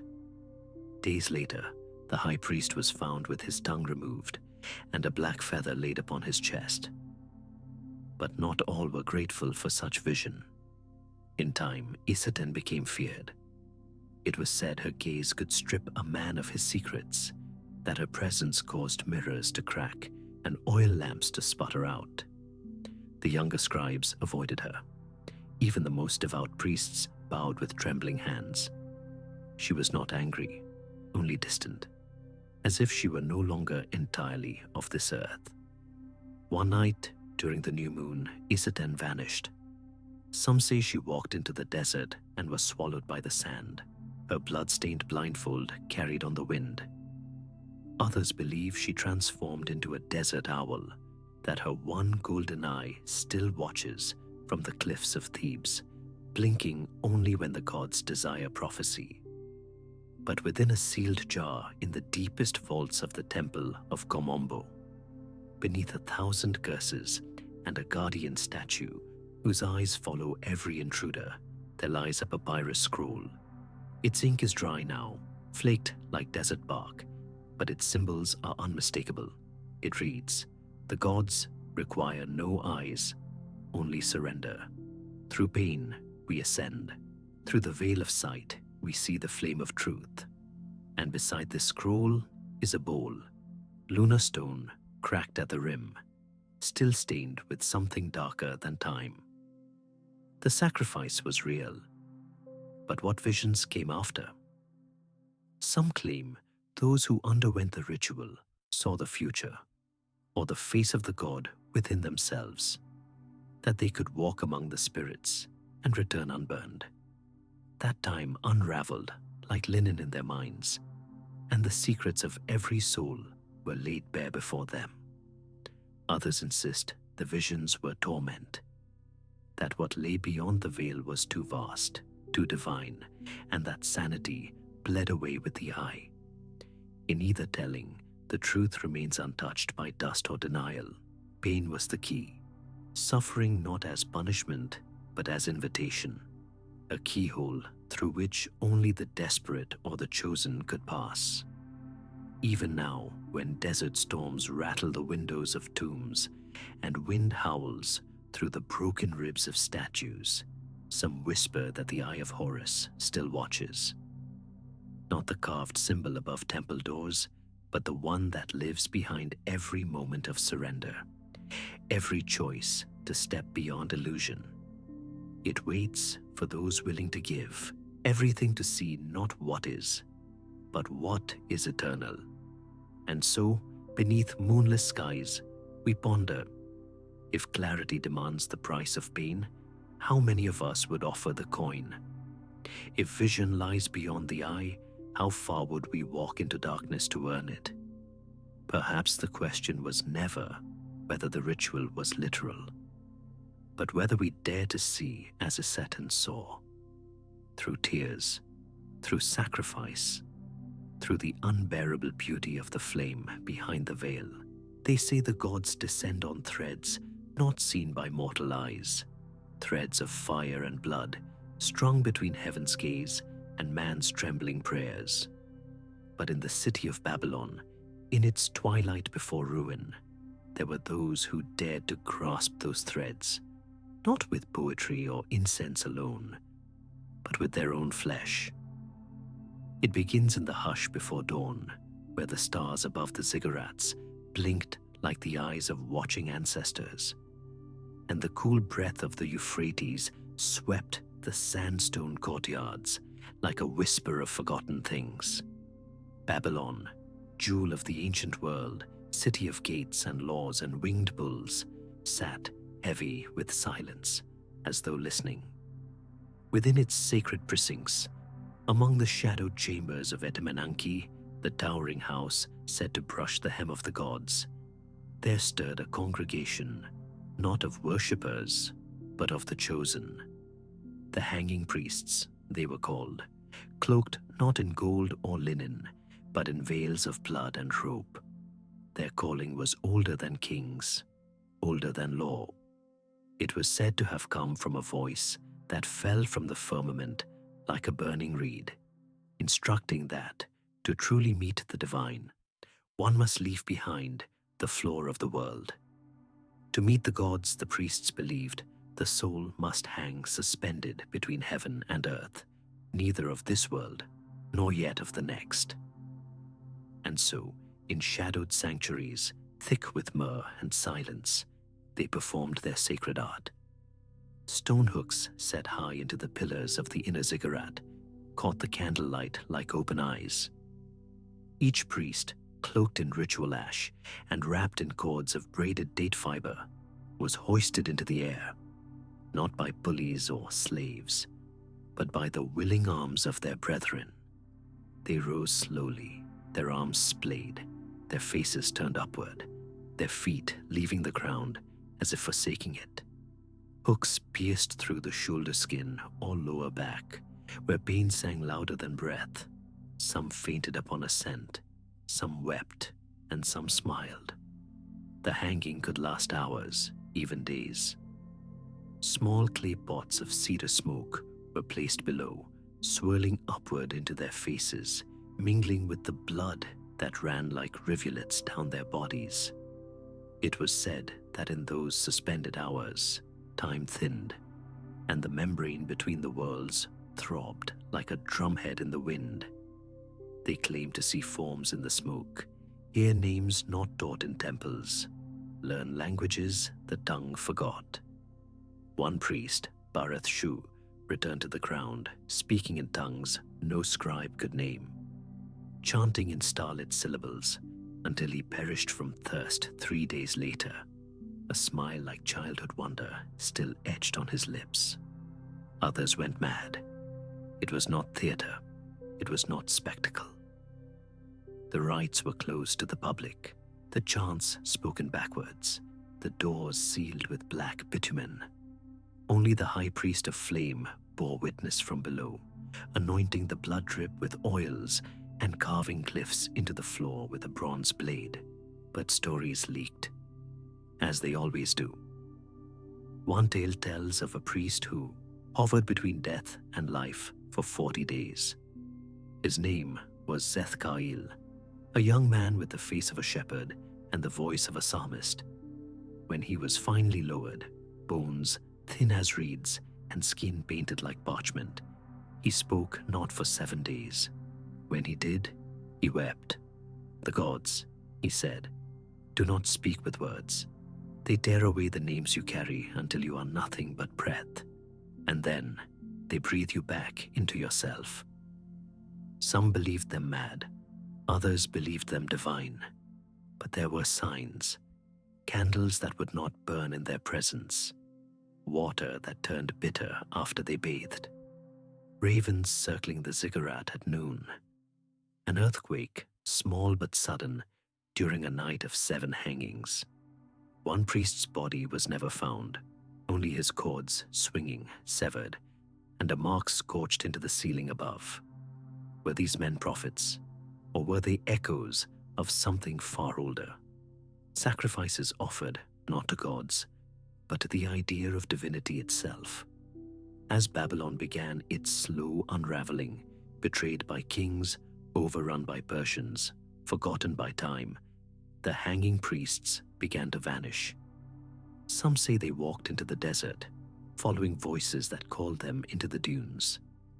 Others believe the final rite involved a permanent hanging, ascending and never descending, the soul drifting skyward like smoke. But one scroll, found centuries later in the ruins of a collapsed chamber, spoke of the cords that stretch into the stars and those who now climb them endlessly. And even now, pilgrims whisper that on moonless nights, when the wind coils tight around the temple ruins, one can hear the ropes creaking above, where no beam remains to hold them. What made these men climb beyond flesh and fear? Was it madness cloaked in ritual? Or was it the human longing to be held by something larger than time, than pain, than history? We will never know. The stones remember only silence. The blood has long faded. The ziggurat has crumbled into jagged dreams. But sometimes, in the deep hours of night, when sleep slips its grip and you lie still as a statue, you may feel it. That pulling sensation upward, like an invisible thread coiled around your chest, taut and humming. And you may wonder if somewhere between breath and stars, the hanging priests are still there, dangling between worlds, listening for the voice that first told man he could fly. They gathered in silence beneath the sand-swept ziggurats, where wind whispered through mud-brick corridors and shadows clung to the corners like forgotten gods. It was not the sound of armies, nor the clang of weapons that heralded war in ancient Mesopotamia, but the rustle of a lamb's hide being peeled back under torchlight, the tremble of entrails stretched like fate across the priest's palm. Here, in the land between rivers, the future was carved not in stone, but in steaming flesh. The city of Uruk slept uneasily beneath a bruised sky, thick with the scent of ash and jasmine. Oil lamps flickered in doorways like wary eyes, In the temple precinct, where clay tablets were pressed with the dreams of kings and the debts of merchants, a different kind of ledger was opened. The high priest stood barefoot upon blackened reeds, his hands stained with the ink of blood, waiting. Behind him loomed the statue of Ninota, the war god, cold and unblinking, iron blade resting across its lap like a question not yet asked. Tonight, the generals had come not to plan, but to listen. Not to command, but to watch the will of the divine spill forth from a lamb's convulsing body. They called it Barutu, divination. But it was more than that. It was the lifeblood of strategy, the map of omens, the breath of gods stitched into meat. The liver was the world's mirror, they believed, each curve and blemish, an echo of fate's unseen turnings. In clay diagrams, they etched the organ's chambers like constellations, each lobe a divine chord. The gallbladder was the seat of decision, the caudate lobe the mouth of Enlil himself. The lamb was chosen before dawn, spotless, voiceless, trembling in the arms of a virgin boy. Anointing it with cedar oil, the priest whispered the prayer of unbinding, loosening the veil between worlds. A bronze knife, sacred and seldom used, slid into the beast's side. As its cry rose into the pre-dawn murk, the generals stood still. They had seen war. They had seen children orphaned beneath crumbling walls and wives clawing at the desert where their husbands had vanished. But this ancient rite, was deeper than grief. It was the bone rattle of destiny. Steam spiraled from the open body, coiling like incense toward the heavens. The liver, slick and trembling, was lifted high. Shulgi speaks through shadow, the priest murmured. The west is silent. The right lobe bears a crack, betrayal in the third moon. No one questioned. Not the king, not the scribes. For this was no metaphor, no play of superstition. This was their calculus, their astronomy. In a world without satellites or scripts of metal, this was how gods whispered the weather of human hearts. Some say the liver was once a god itself, cast down by jealous rivals. Others believe it housed the Shiptu, the secret spell, the breath of the divine that echoed in all living beings. To cut it open was not to kill, but to reveal. As though truth was something hidden inside every creature, just waiting for the knife. And not all livers came from lambs. There are tablets, sealed in baked clay and buried beneath the sand for millennia, that speak of the tongue that sings in blood and the entrails of those who trespassed against the divine. Scholars argue they refer to metaphor or mistranslation, but others wonder, did the priests ever go further? Did heretics, spies, or the condemned find themselves upon that stone table? Their fates read not in words, but in twitching tissue. There are cuneiform records, half decayed, mentioning a rite called Namta's Witness. No known rituals remain, but one fragment reads, "In the 9th hour, when the stars weep, bring forth the willing. Let their flesh speak, for the gods are deaf to ink." Even the scribes left the rest blank. Some say this rite was used only once, in the reign of King Zimri-Lim of Mari, when 3 cities burned and omens failed. The king, desperate and haunted by visions of fire raining from a copper sky, ordered a man taken from the dungeon. He was nameless, faceless, a shadow with skin. Before the assembled court, the priest opened him, not as butcher, but as prophet. What was read that day remained sealed in wax and curse. But something changed. The war ended before it began, and the temple doors were shut for 7 days.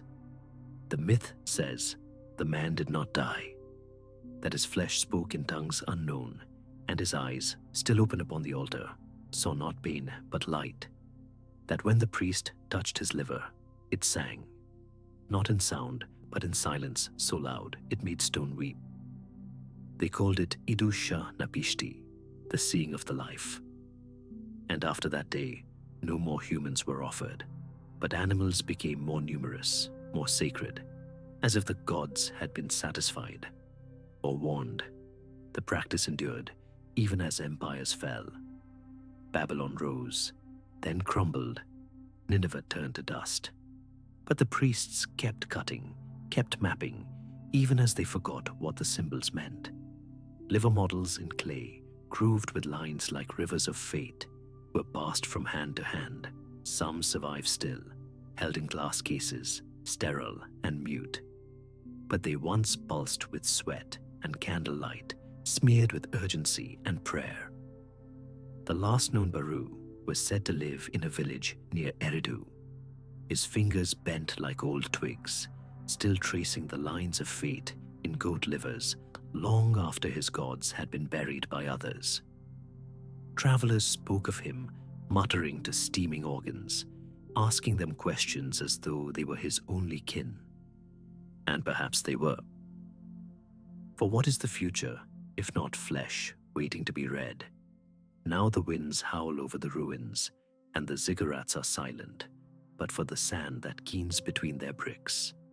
The gods of liver and star have long since turned to myths, their voices drowned by the hum of machines and the glow of glass. But if you walk far enough into the desert, past where maps end and only memory breathes, you may find a shrine half buried in salt, where something ancient still waits beneath stone. Perhaps a lamb will bleat from behind the rock. Perhaps the wind will carry the scent of cedar oil and blood. And if you listen, truly listen, you may hear it.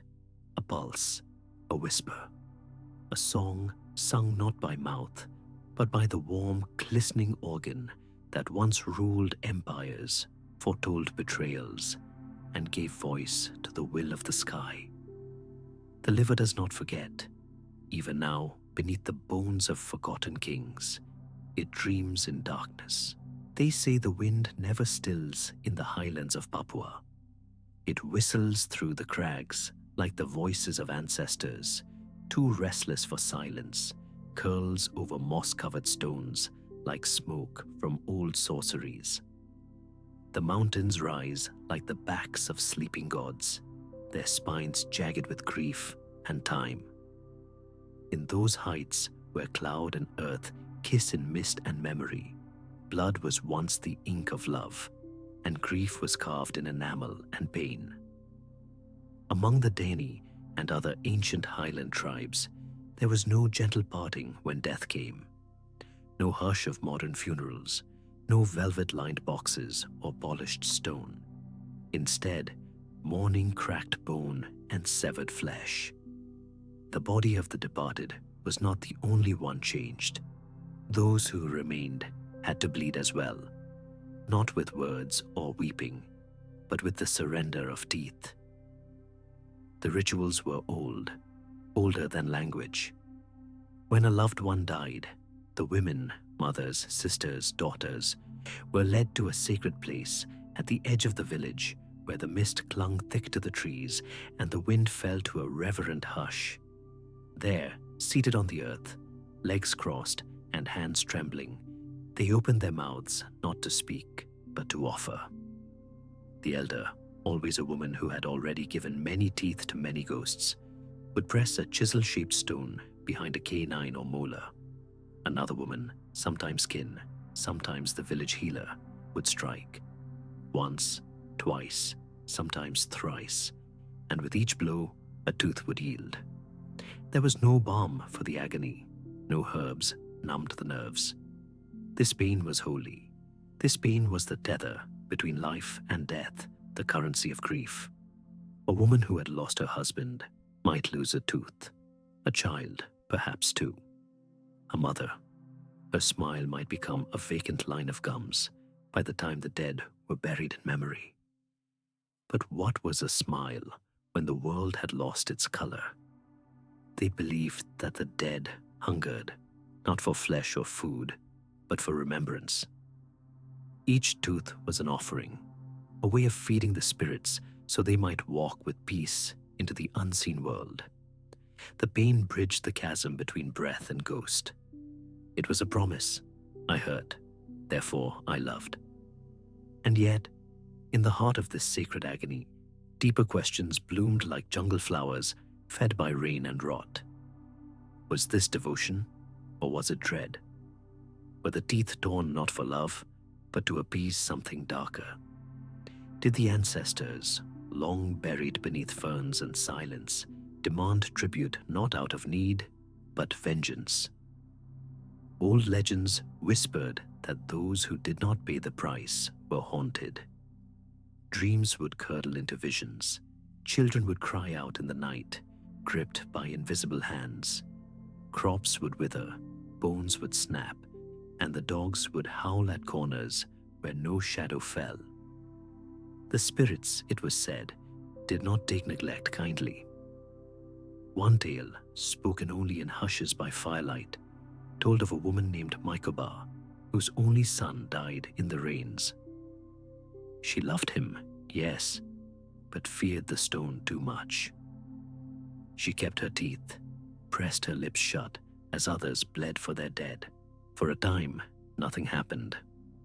The village turned its back, as silence often turns from disobedience.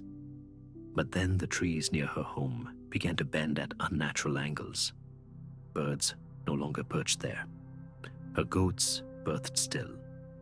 Her dreams filled with screams that were not hers.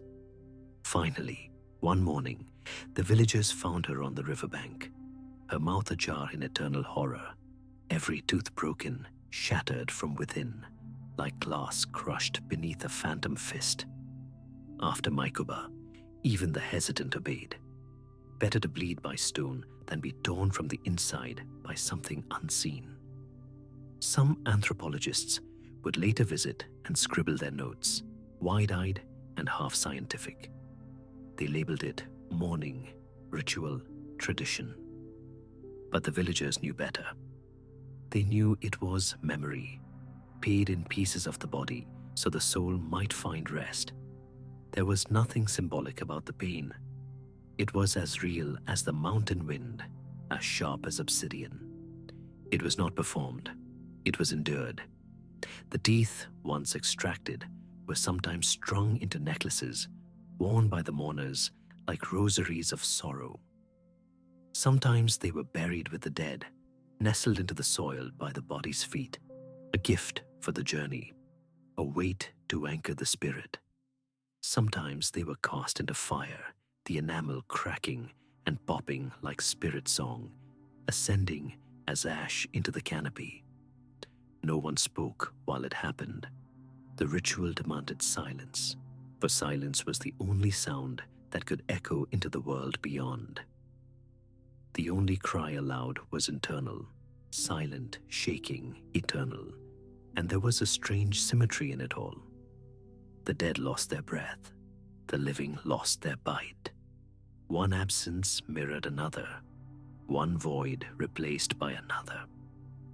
When the dead left, they took something with them, but the mourners gave something willingly too. Grief wasn't just a wound, it was a transaction. But as time turned, as roads carved through jungle and missionaries came wrapped in linen and crosses, the teeth rituals began to fade. The government discouraged them. Doctors warned of infections. Tourists whispered in voyeuristic awe. The rituals, once sacred, became stories, and then memories, and then myths.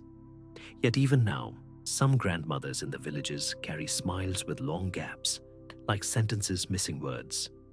They wear them not with shame, but with a fierce, quiet dignity.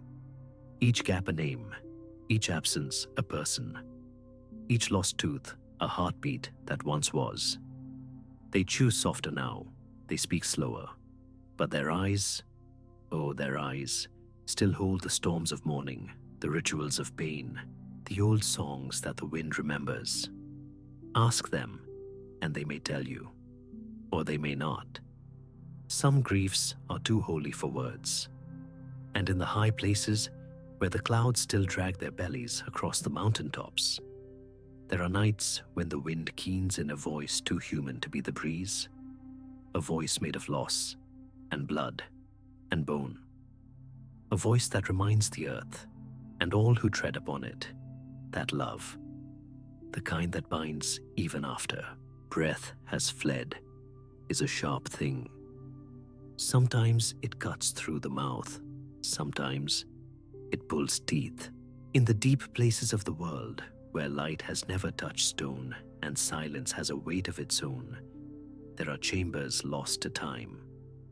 Beneath the streets of Rome, carved not by water or age, but by will and right, lie the crypts of Mithras, a god of blood, rebirth, and shadows. Few now speak his name, fewer still know the rites, but the stones remember. The blood remembers. It begins in the dark, always the dark. A narrow passage, damp with centuries, leads into the earth. The air thickens, cools, hums with ancient breath. The deeper one travels, the further one slips from the world of men, its law, its empire, its sun. Here, flickering candles claw at the dark, casting restless shadows that seem older than fire itself.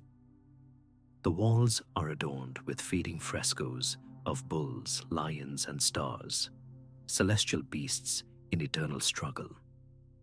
At the end of this tunnel lies the temple, not a temple of marble and brass, but of rough-hewn rock, earth-scented and silent. It is shaped like a cave, because all births begin in caves. It is the 2nd century. The empire sprawls like a sleeping beast over continents, its cities thrumming with trade, politics, and war. And yet beneath its very heart, beneath the clamor of the Senate and the drunken roars of the Colosseum, something else thrives. A cult of soldiers and seekers, of men bound by secret oaths, gather by torchlight.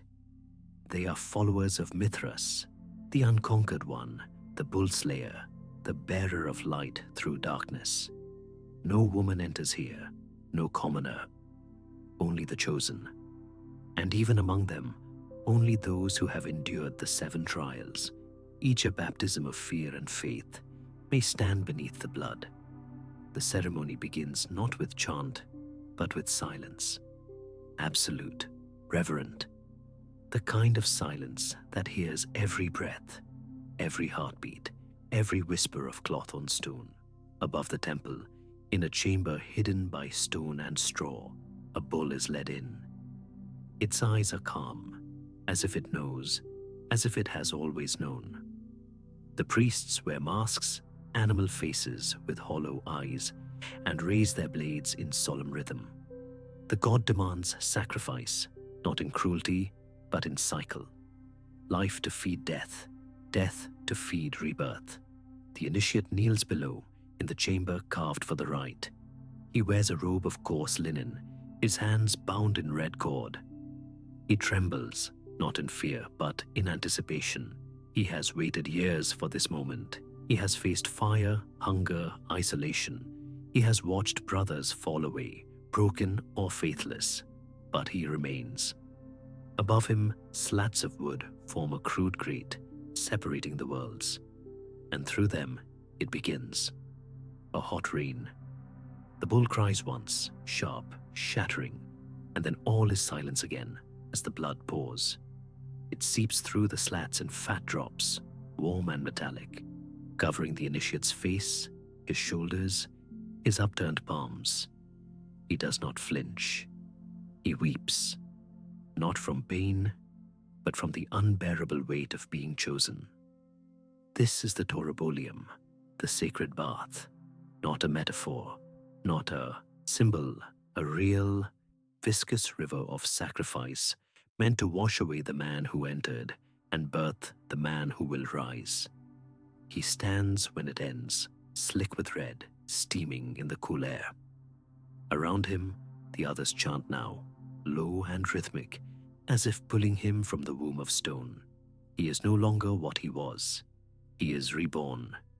And yet, outside the cave, history turned its face. Rome, that mighty devourer of gods and cults alike, eventually turned its sword toward Mithras. The Christian emperors called the rites barbaric, the secrecy dangerous. The temples were sealed, the priests exiled or worse. The frescoes were buried beneath rubble, their colors dimmed by dust and silence. And so the god faded, not in rage, but in forgetting. But the earth never forgets. In the catacombs near San Clemente, beneath layers of basilicas and centuries, archaeologists would one day find the remnants. Altars blackened with smoke, knives etched with stars, statues of Mithras slaying the bull. His gaze serene, his blade forever descending. They found coins, mosaics, inscriptions in forgotten tongues, but no texts, no scrolls. Mithras left no gospel, only stone and blood. His gospel was lived, not read. And those who walked his path, what became of them? Their names are lost, their graves unmarked. But one can imagine them, veterans with scars deep as rivers, eyes hardened by war and softened by revelation. Men who had seen death and chose to kneel beneath it, to let it pour over them like wine, like truth. They bore no sigils on their armor, no marks save what was hidden within. And yet, they believed they carried something, the light of Mithras, born in darkness. There is something terrible and beautiful in that belief. Even now, in the black hours before dawn, if one stands among ruins or caves long forgotten, one might hear it. A drop of water echoing like a heartbeat, a chill not of cold, but memory. And in that silence, one might wonder, what did they feel, those men reborn in blood? What did they see in the dark that made them step away from empire and into myth? We live in a world of light now, bright, clinical, watched. But once, there were places that pulsed with mystery, with fear, with sacredness so raw it required blood. The cult of Mithras was not a madness. It was a yearning, a descent into the earth to find something eternal, to be stripped bare and remade, not by the hands of men, but by ritual older than kings. And though the rites have ended, the god does not sleep. He waits in shadow, in symbols, in stone. For in every age, there are those who seek something deeper. Not peace, but understanding. Not comfort, but transformation. And so the question remains, whispered by candlelight, carved into rock. Would you kneel beneath the blood? Would you rise again? The air is still in Teotihuacan. The moon hangs swollen and silent over the ancient avenue of the dead, silvering the obsidian blades that rest buried beneath centuries of dust. Somewhere far beneath the surface, in the labyrinthine catacombs that spider beneath the pyramid of the moon, the dead lie in strange slumber, arranged not as the fallen, but as the offered. Their arms do not rest gently across their chests. They are not cradled in the softness of earth. Instead, they lie in geometric arrays, north, south, east, west, limbs severed, skulls crowned with gold and turquoise, jaws agape in an eternal scream or song. They were not buried. They were staged. They were not slain. They were gifted. And someone or something was watching. Teotihuacan, the city where the gods were born, is a name wrapped in haze. No one remembers who built it. Not the Aztecs, who discovered it already in ruins. Not the Toltecs, who wandered its boulevards centuries later, whispering tales of vanished deities and fire that once walked on legs. The true name of its people is gone. Their voices are lost in the volcanic rock, erased by sun and silence. But their rituals remain. Archaeologists came with trowels and laser grids, expecting relics, fragments, broken pots. Instead, they found choreography. Beneath the Pyramid of the Moon, a structure aligned so precisely with the sacred Gero Gordo mountain that even now it casts a shadow like a blade at equinox. They unearthed burial chambers layered with intention. There were warriors, arms bound behind backs, torsos pierced by obsidian spear tips, their faces still wearing expressions of calm defiance. There were jaguar skins laid beside them, their fangs preserved, as though ready to strike. There were heads, dozens, severed cleanly, still clutching clubs or ceremonial knives in deathless hands. They were not executed in rage. Their wounds were too precise, their positioning too ordered. This was not slaughter, it was performance. The chamber floors were laid in quadrants, bodies arranged like points on a compass, their severed limbs defining radial symmetry. In one room, 20 warriors formed a circle, skulls facing inward, ribs opened like flower petals. In another, skeletons were stacked in layers, alternating direction, creating a lattice of bone and stone. Gold discs had been placed in some mouths. In others, obsidian shards or jade beads. Perhaps so they could speak in the afterlife. Perhaps so they could remain silent. The ritual dismemberments were not hidden. They were centerpieces. Some chambers were accessible only through narrow corridors, a passage from darkness to revelation. Others lay beneath ceremonial platforms, as if awaiting an audience. But who was meant to witness this ballet of death? Was it the gods, the mountain, the stars, or was it the city itself? Teotihuacan had no kings, no known rulers immortalized in stone. Its murals speak not of conquest or coronation, but of creatures, serpents with burning eyes, beings with 3 tongues, water flowing from mouths that were neither human nor beast.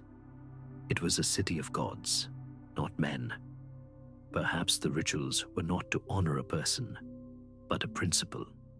Perhaps death was the language the city spoke. One chamber revealed a child, no older than 10, buried beneath the feet of warriors. Her hands were folded neatly, her eyes covered with mica, that glittering mineral once used to reflect the heavens in floor mosaics. She was not mutilated, she was whole, but she was placed below them, beneath the weight of sacrifice. What was her role in this theater of blood? Was she the first gift, or the last? There were signs of fire in some of the tombs, controlled burns that left nothing charred, only perfumed with ash and resin. The scent of copal.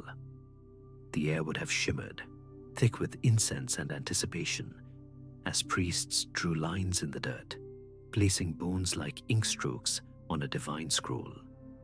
And always the same patterns: symmetry, direction, intention. Even in death, the message was geometry. Even in ruin, there was order. One archaeologist whispered that the bodies were offerings to the sun, to coax it to rise again. Another said they were gifts to the mountain, traded for rain and protection.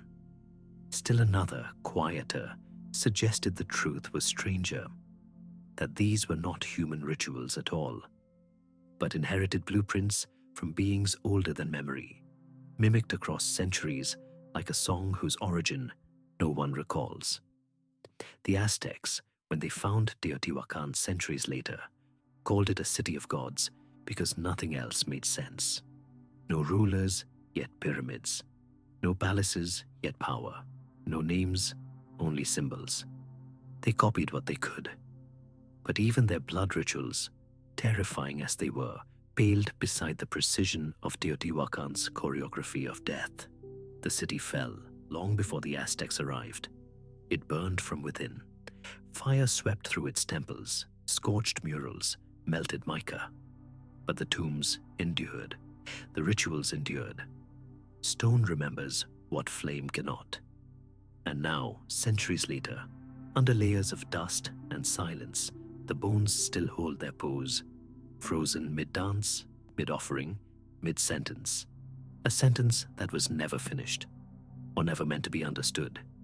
Perhaps that is the point. Teotihuacan is a city of questions, not answers. A place where blood became architecture and silence was scripture. Where the dead spoke in geometry and the living vanished without farewell. We stand now in museums and viewing platforms, staring down at their bones, measuring angles, carbon dating wounds, trying to translate the script of sacrifice. But maybe we were never meant to. Maybe this was not a message for us, not for any human audience. Maybe the city performed for the stars, and the stars, cold and distant, did not look away. So the rituals continued, until the city burned, until the drums stopped, until the blades rusted, until even the gods forgot. And yet, in the stillness beneath the pyramid of the moon, the silence hums, the geometry persists, and the bones remain, waiting for the music to begin again. The wind that sang through the highlands of Urartu carried more than snow and silence. It carried breath, given freely to the gods, severed not in despair, but in fierce devotion. There, in the twilight lands of ancient Armenia, where mountains slumbered beneath ash-gray skies and rivers ran dark through gorges shaped by the wrath of time, warriors gathered at crimson-stained altars. Their hearts did not tremble. Their hands did not flinch. With blades of obsidian and minds already distant, they slit their own throats, not to die, but to offer something holier than flesh, the spirit in the breath, the whisper of life just before the veil. No one recalls when the rite began, only that it was said to have come from a dream dreamt not by men, but by fire itself. In the days when Urartu's citadels rose like black teeth from the broken ground, the gods were not gentle beings of the sky. They were forgers of ruin and guardians of wrath. Haldi, the god of war and flame, demanded no kneeling prayers or sung hymns. He desired the hiss of blood on stone, the gasp before death that echoed into eternity. The altars of Haldi were cut into the rock with such precision that no man could claim the craftsmanship. They faced east, always east, toward the rising fire. Etchings along the base were ancient even then, curving lines like coiled serpents, eyes like stars, inscriptions no one could fully translate. But one thing was clear in every glyph: sacrifice was not a death, but a beginning. Before each battle, as the fog of morning still clung to the pines and the sun had not yet dared touch the valley, the warriors of Urartu would gather in solemn silence. They wore robes dyed with ochre and charcoal, bound by cords of braided sinew. The youngest among them trembled not from fear, but from awe. A great bowl of bronze sat at the center of the altar, polished and dark, its rim shaped like a lion's open jaws. One by one, the warriors stepped forward. They did not cry out. The blade was drawn across the throat, shallow, precise, and swift. Not to sever life, but to release the breath, the very soul, as steam into the cold. It was said the gods drank it, that the scent of sacrifice curled skyward and was pleasing to Haldi. The warriors would bleed, yes, but only enough to remind their bodies they were no longer theirs. Bandaged quickly by the attending priests, their heads wrapped in linen and ash, they were then led down into the valley. There, beside the war drums and the smoking incense fires, they prepared for battle. Their wounds throbbed, but they no longer felt pain. Their eyes shimmered with the light of those who had glimpsed the edge of the abyss and returned not hollow, but filled with flame. Did they fight emboldened or already dead? Legends whisper both, that in the clash of sword and shield, they moved like phantoms, their breath stolen by gods and their bodies left as vessels of wrath. That enemies who faced them saw not men, but apparitions of crimson mist and silent fury.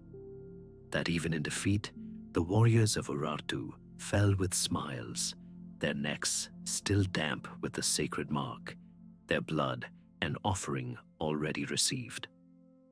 There are accounts carved into the stone tablets, now buried beneath the ruins of Erebuni and Tushpa. In trembling lines and chipped symbols, scribes recorded what they witnessed. The air was heavy with copper and fire. The warriors had no voice, yet their eyes burned with sermons. When they charged, the ground did not tremble, but the wind screamed. And another, they had already given all. We fought men with no breath left to fear. But not all tales are songs of glory. Some say that the rite took too much, that as years passed, the wounds grew deeper, that some warriors pressed too hard, chasing the ecstasy of divine union, and never rose again, that the line between offering and death blurred until it vanished. In the final days of the rite, it is said a boy of 13 bled out on the altar before his blade had even touched the air. Priests tried to quiet the panic. Haldi takes whom he chooses, they said. To die upon the altar is the holiest fate. But mothers wept, and fathers began to hide their sons when the war drums beat. And then came the storm, a siege from beyond the mountains, a flood of iron and thunder from an enemy whose name is lost. They came not to conquer, but to erase. The warriors of Urartu, those last children of breathless blood, gathered at the altar one final time. They cut deeper than ever before. It is said the air turned black with the breath of 100 men. The gods did not answer. The enemy breached the citadel gates before dawn. What they found inside was not resistance, but a silence so absolute it stole the mind. The warriors had made their final offering. Every man, priest, and elder sprawled across the stone, throats open like unblinking mouths. The blood had pooled and congealed, soaking into the earth, as if the mountain itself had drunk. No blade had been raised against the invaders. Only the gods had been fought for. The victors, it is said, did not remain. That night, howling winds shattered every torch, and the fog swallowed the camp. By morning, the army was gone. No bodies, no tracks, only the scent of copper and pine. The altars remained. They still do, high in the forgotten highlands of Armenia, where moss climbs the bones of old stone and the snow falls even in summer. There are places the villagers do not tread. Shepherds whisper of bowls that never filled with water, only shadow. Of carvings that bleed when touched. Of winds that sing in the voice of those long dead, urging, pleading, remembering. Sometimes, in the pale blue hush before dawn, a breath curls through the trees. Not wind, a breath, warm, lingering, watching. And in that moment, the mountain remembers. So do we. Because the warriors of Urartu were not madmen, nor zealots, nor fools. They were dreamers of the flame. They believed that to fight was not to kill, but to become sacred.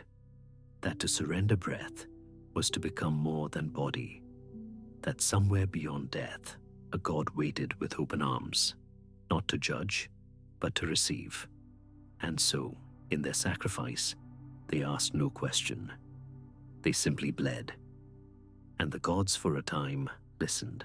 They buried the mirrors face down, as though hiding their gaze from the sky itself. In the ruins of La Venta and San Lorenzo, where tangled vines claw through broken temples and the rain whispers over crumbling basalt heads, the jungle still remembers. Not in words, not in books, but in the hush that falls when no birds sing, in the sudden stillness beneath the canopy, in the deep, dark hush around the ancient altars of obsidian. There, the air grows heavy with secrets. They say the Olmec priests were the first to speak with reflections, not mere likenesses, but souls, the breathless residue of things once living, now suspended in the black glass like insects caught in amber. These were no household ornaments. Each mirror was a gate, a vessel, a prison. And when a priest died, the mirror was buried with him, always face down, as though the earth itself must carry the burden of what the glass had seen. The obsidian came from volcanoes far away, carved and polished by hand, until it gleamed with such darkness it seemed to swallow light. These were not flat discs, but concave, curved ever so slightly inward, like the inside of an eye. In their surface, one saw not their face, but something. Behind it, sometimes fire, sometimes fog, sometimes someone else. One mirror, unearthed near an altar stone in Tabasco, was cracked clean through, the fissure glistening with what experts once called iron oxide residue. But the locals had another word for it: blood. Thick, dark, and smeared, as though a final struggle had taken place just beyond the edge of the reflection. The elders still whisper of the night of the 100 eyes. It began with the high priest, Achan, who was said to be able to see the future through the smoke of his mirror.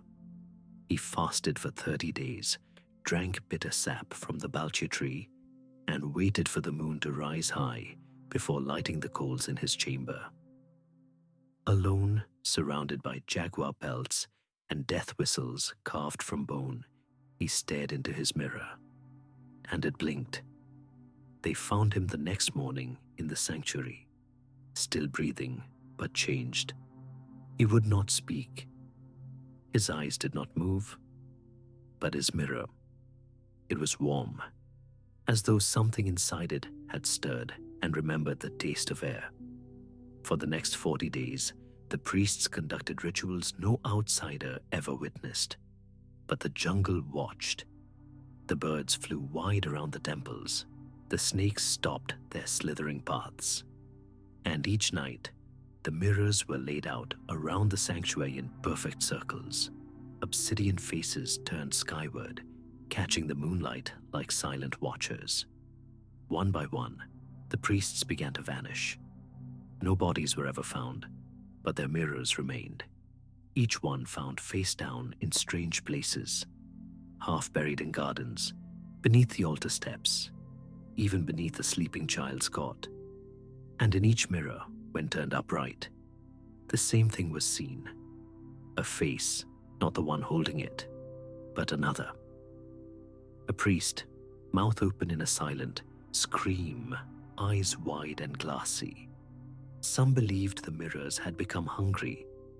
A legend passed down in hushed tones tells of Ixcan, a novice priestess who dared to take a mirror to the sacred cenote, hoping to trap the voice of her dead sister.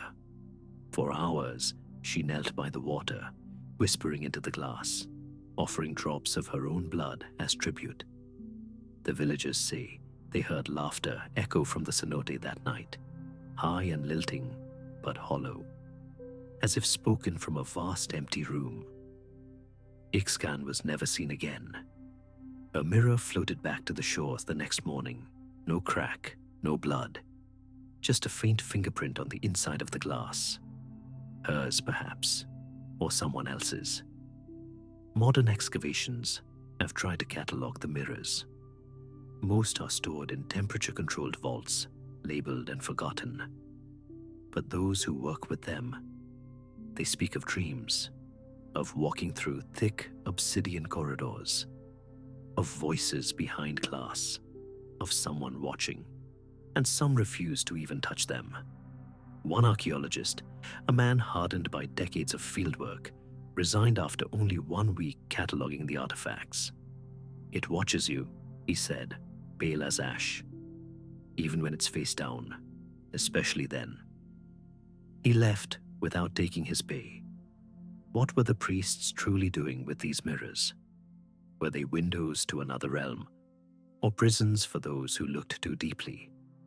Were the bloodstains offerings, or warnings? Some believe the mirrors were meant to hold the soul in place, to stop it from wandering, that the priests, bound to serve even in death, were sealed within the glass so their knowledge would never die, so their silence would echo forever. And yet, others say the mirrors were cursed not to keep the dead in, but to keep something else out. One tale speaks of a mirror uncovered by a child during a monsoon, its surface still clean, its edges rimmed in gold. The child, laughing, held it up to the storm and vanished in a flash of blue light. Only the mirror remained, warm to the touch. In its surface, a shape twisted silently. Not quite the child, not quite something else. Now, in the depths of forgotten museums or locked temple vaults, the mirrors lie quiet, covered, hidden, turned face down, as they always were. But even now, late at night, when the moon is high and the wind stills, those who know say you can hear a sound, like breath fogging glass, or the hush of someone pressing their face to the other side, waiting. And when you dream, if your sleep is light and your heart troubled, you may find yourself standing before a mirror, not your own, and see not your face, but another, staring back, silent, watching. Do not speak. Do not touch the glass. Some reflections were never meant to return. The clay remembered what the wind dared not whisper. In the hushed cradle of Sumer, before kings bore crowns and gods had names, there stood temples carved from moon-pale stone, etched with prayers the stars themselves had forgotten. The land was wet with flood silt, and stars glistened in the canals. And there, beneath reed shadow and lamplight, words were born, not from the tongue, but from the hand, from stylus to clay, language captured, caged, immortal. And with this miracle came terror, for every word carved into tablet carried power, power to unmake kings, to defy gods, to stir the dead. The scribes were priests, sorcerers, gatekeepers to a world where the spoken truth could fade, but the written word endured. And in the very act of writing, they defied silence. But silence too was a god. It began, they say, in Eridu, or perhaps in Nippur. No record agrees, which is perhaps the first sign that something sacred was buried. There is mention, scattered like ash across unearthed tablets, of a rite never spoken aloud, known only by the glyph for hushed breath, beside the symbol for earth and tongue. A ritual called Nigge Itzal, the ritual of quieting. And what, you ask, was to be quieted? Not heresy, not treason, not even madness, but prophecy. Those who dreamed too vividly, those who wrote visions in clay not yet shaped by the gods, those whose truth came before its time. These were not punished, they were quieted. A tablet discovered beneath the temple of Inanna, scorched and cracked, tells of the scribe Ninhedua. She who saw the city walls crumble in dreams, saw the stars fall like embers upon temples, saw the divine statues weep oil from their eyes. She wrote these things in secret, pressed her visions into clay, and buried them beneath the threshold of her home. But the earth does not keep secrets. Rain softened the ground. A dog unearthed one of her tablets. A priest read it. Within a moon cycle, she was gone. The record speaks gently, too gently, she was returned to the soil with the silence of windless night. Another entry in the archives of Lagash speaks more plainly. Her tongue was cut at the root, her eyes veiled, her hands wrapped in linen, and she was laid beneath the temple floor. The gods quiet her.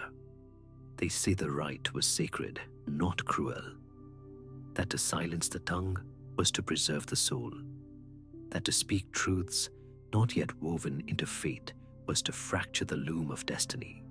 The tongue, once severed, became an offering. The silence of the prophet became the protection of the people. But not all agreed.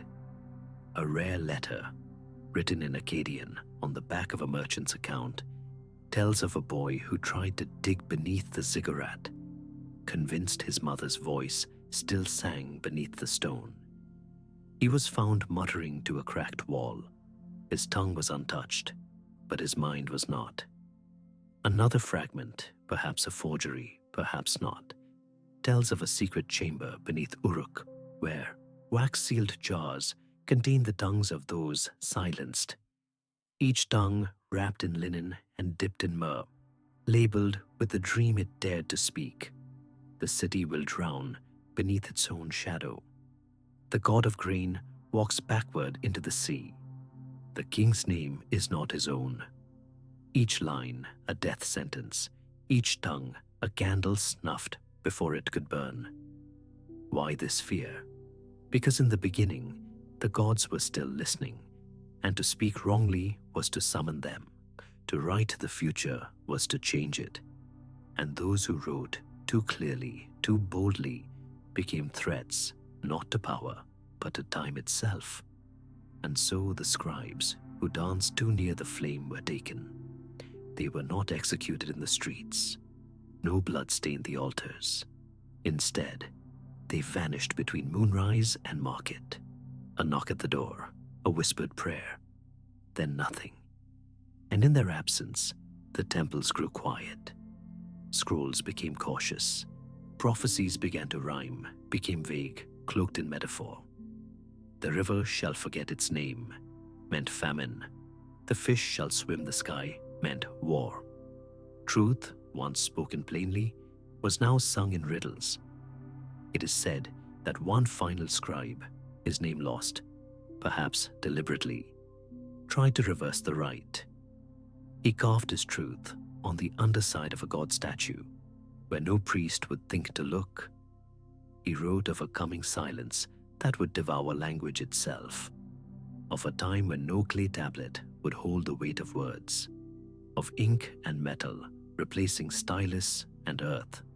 He wrote, "When the gods no longer listen, the silenced shall scream." The statue crumbled in an earthquake. His words were found centuries later, coated in salt and soot. By then, the ritual of quieting had faded into legend. The temples stood empty. The reeds overran the canals. The clay grew hard in the sun, its surface cracked, unreadable. But the tongues remain. Not the flesh, of course, that is dust now. But their absence speaks louder than any voice. And if you sit quietly near the foundations of old temples, if you listen, not with ears but with marrow, you might hear it. The hush. The deliberate, watchful hush of something once holy. It is not empty. It is full of withheld words, of truths still dangerous, of prophecies too vivid to die. And when the wind stirs the reeds just so, and the shadows fall long beneath the crumbled archways of Nippur or Eridu, the silence curls into your ear like breath. Not punishment, not revenge, but reverence. The tongue severed to preserve the voice, the silence chosen to keep the future intact. We write now with ink, we speak with thunder, but somewhere beneath us, the earth still remembers the shape of forbidden words, still cradles the silence of those who dared to tell the truth before the world was ready. The silence waits, not to be broken, but to be understood.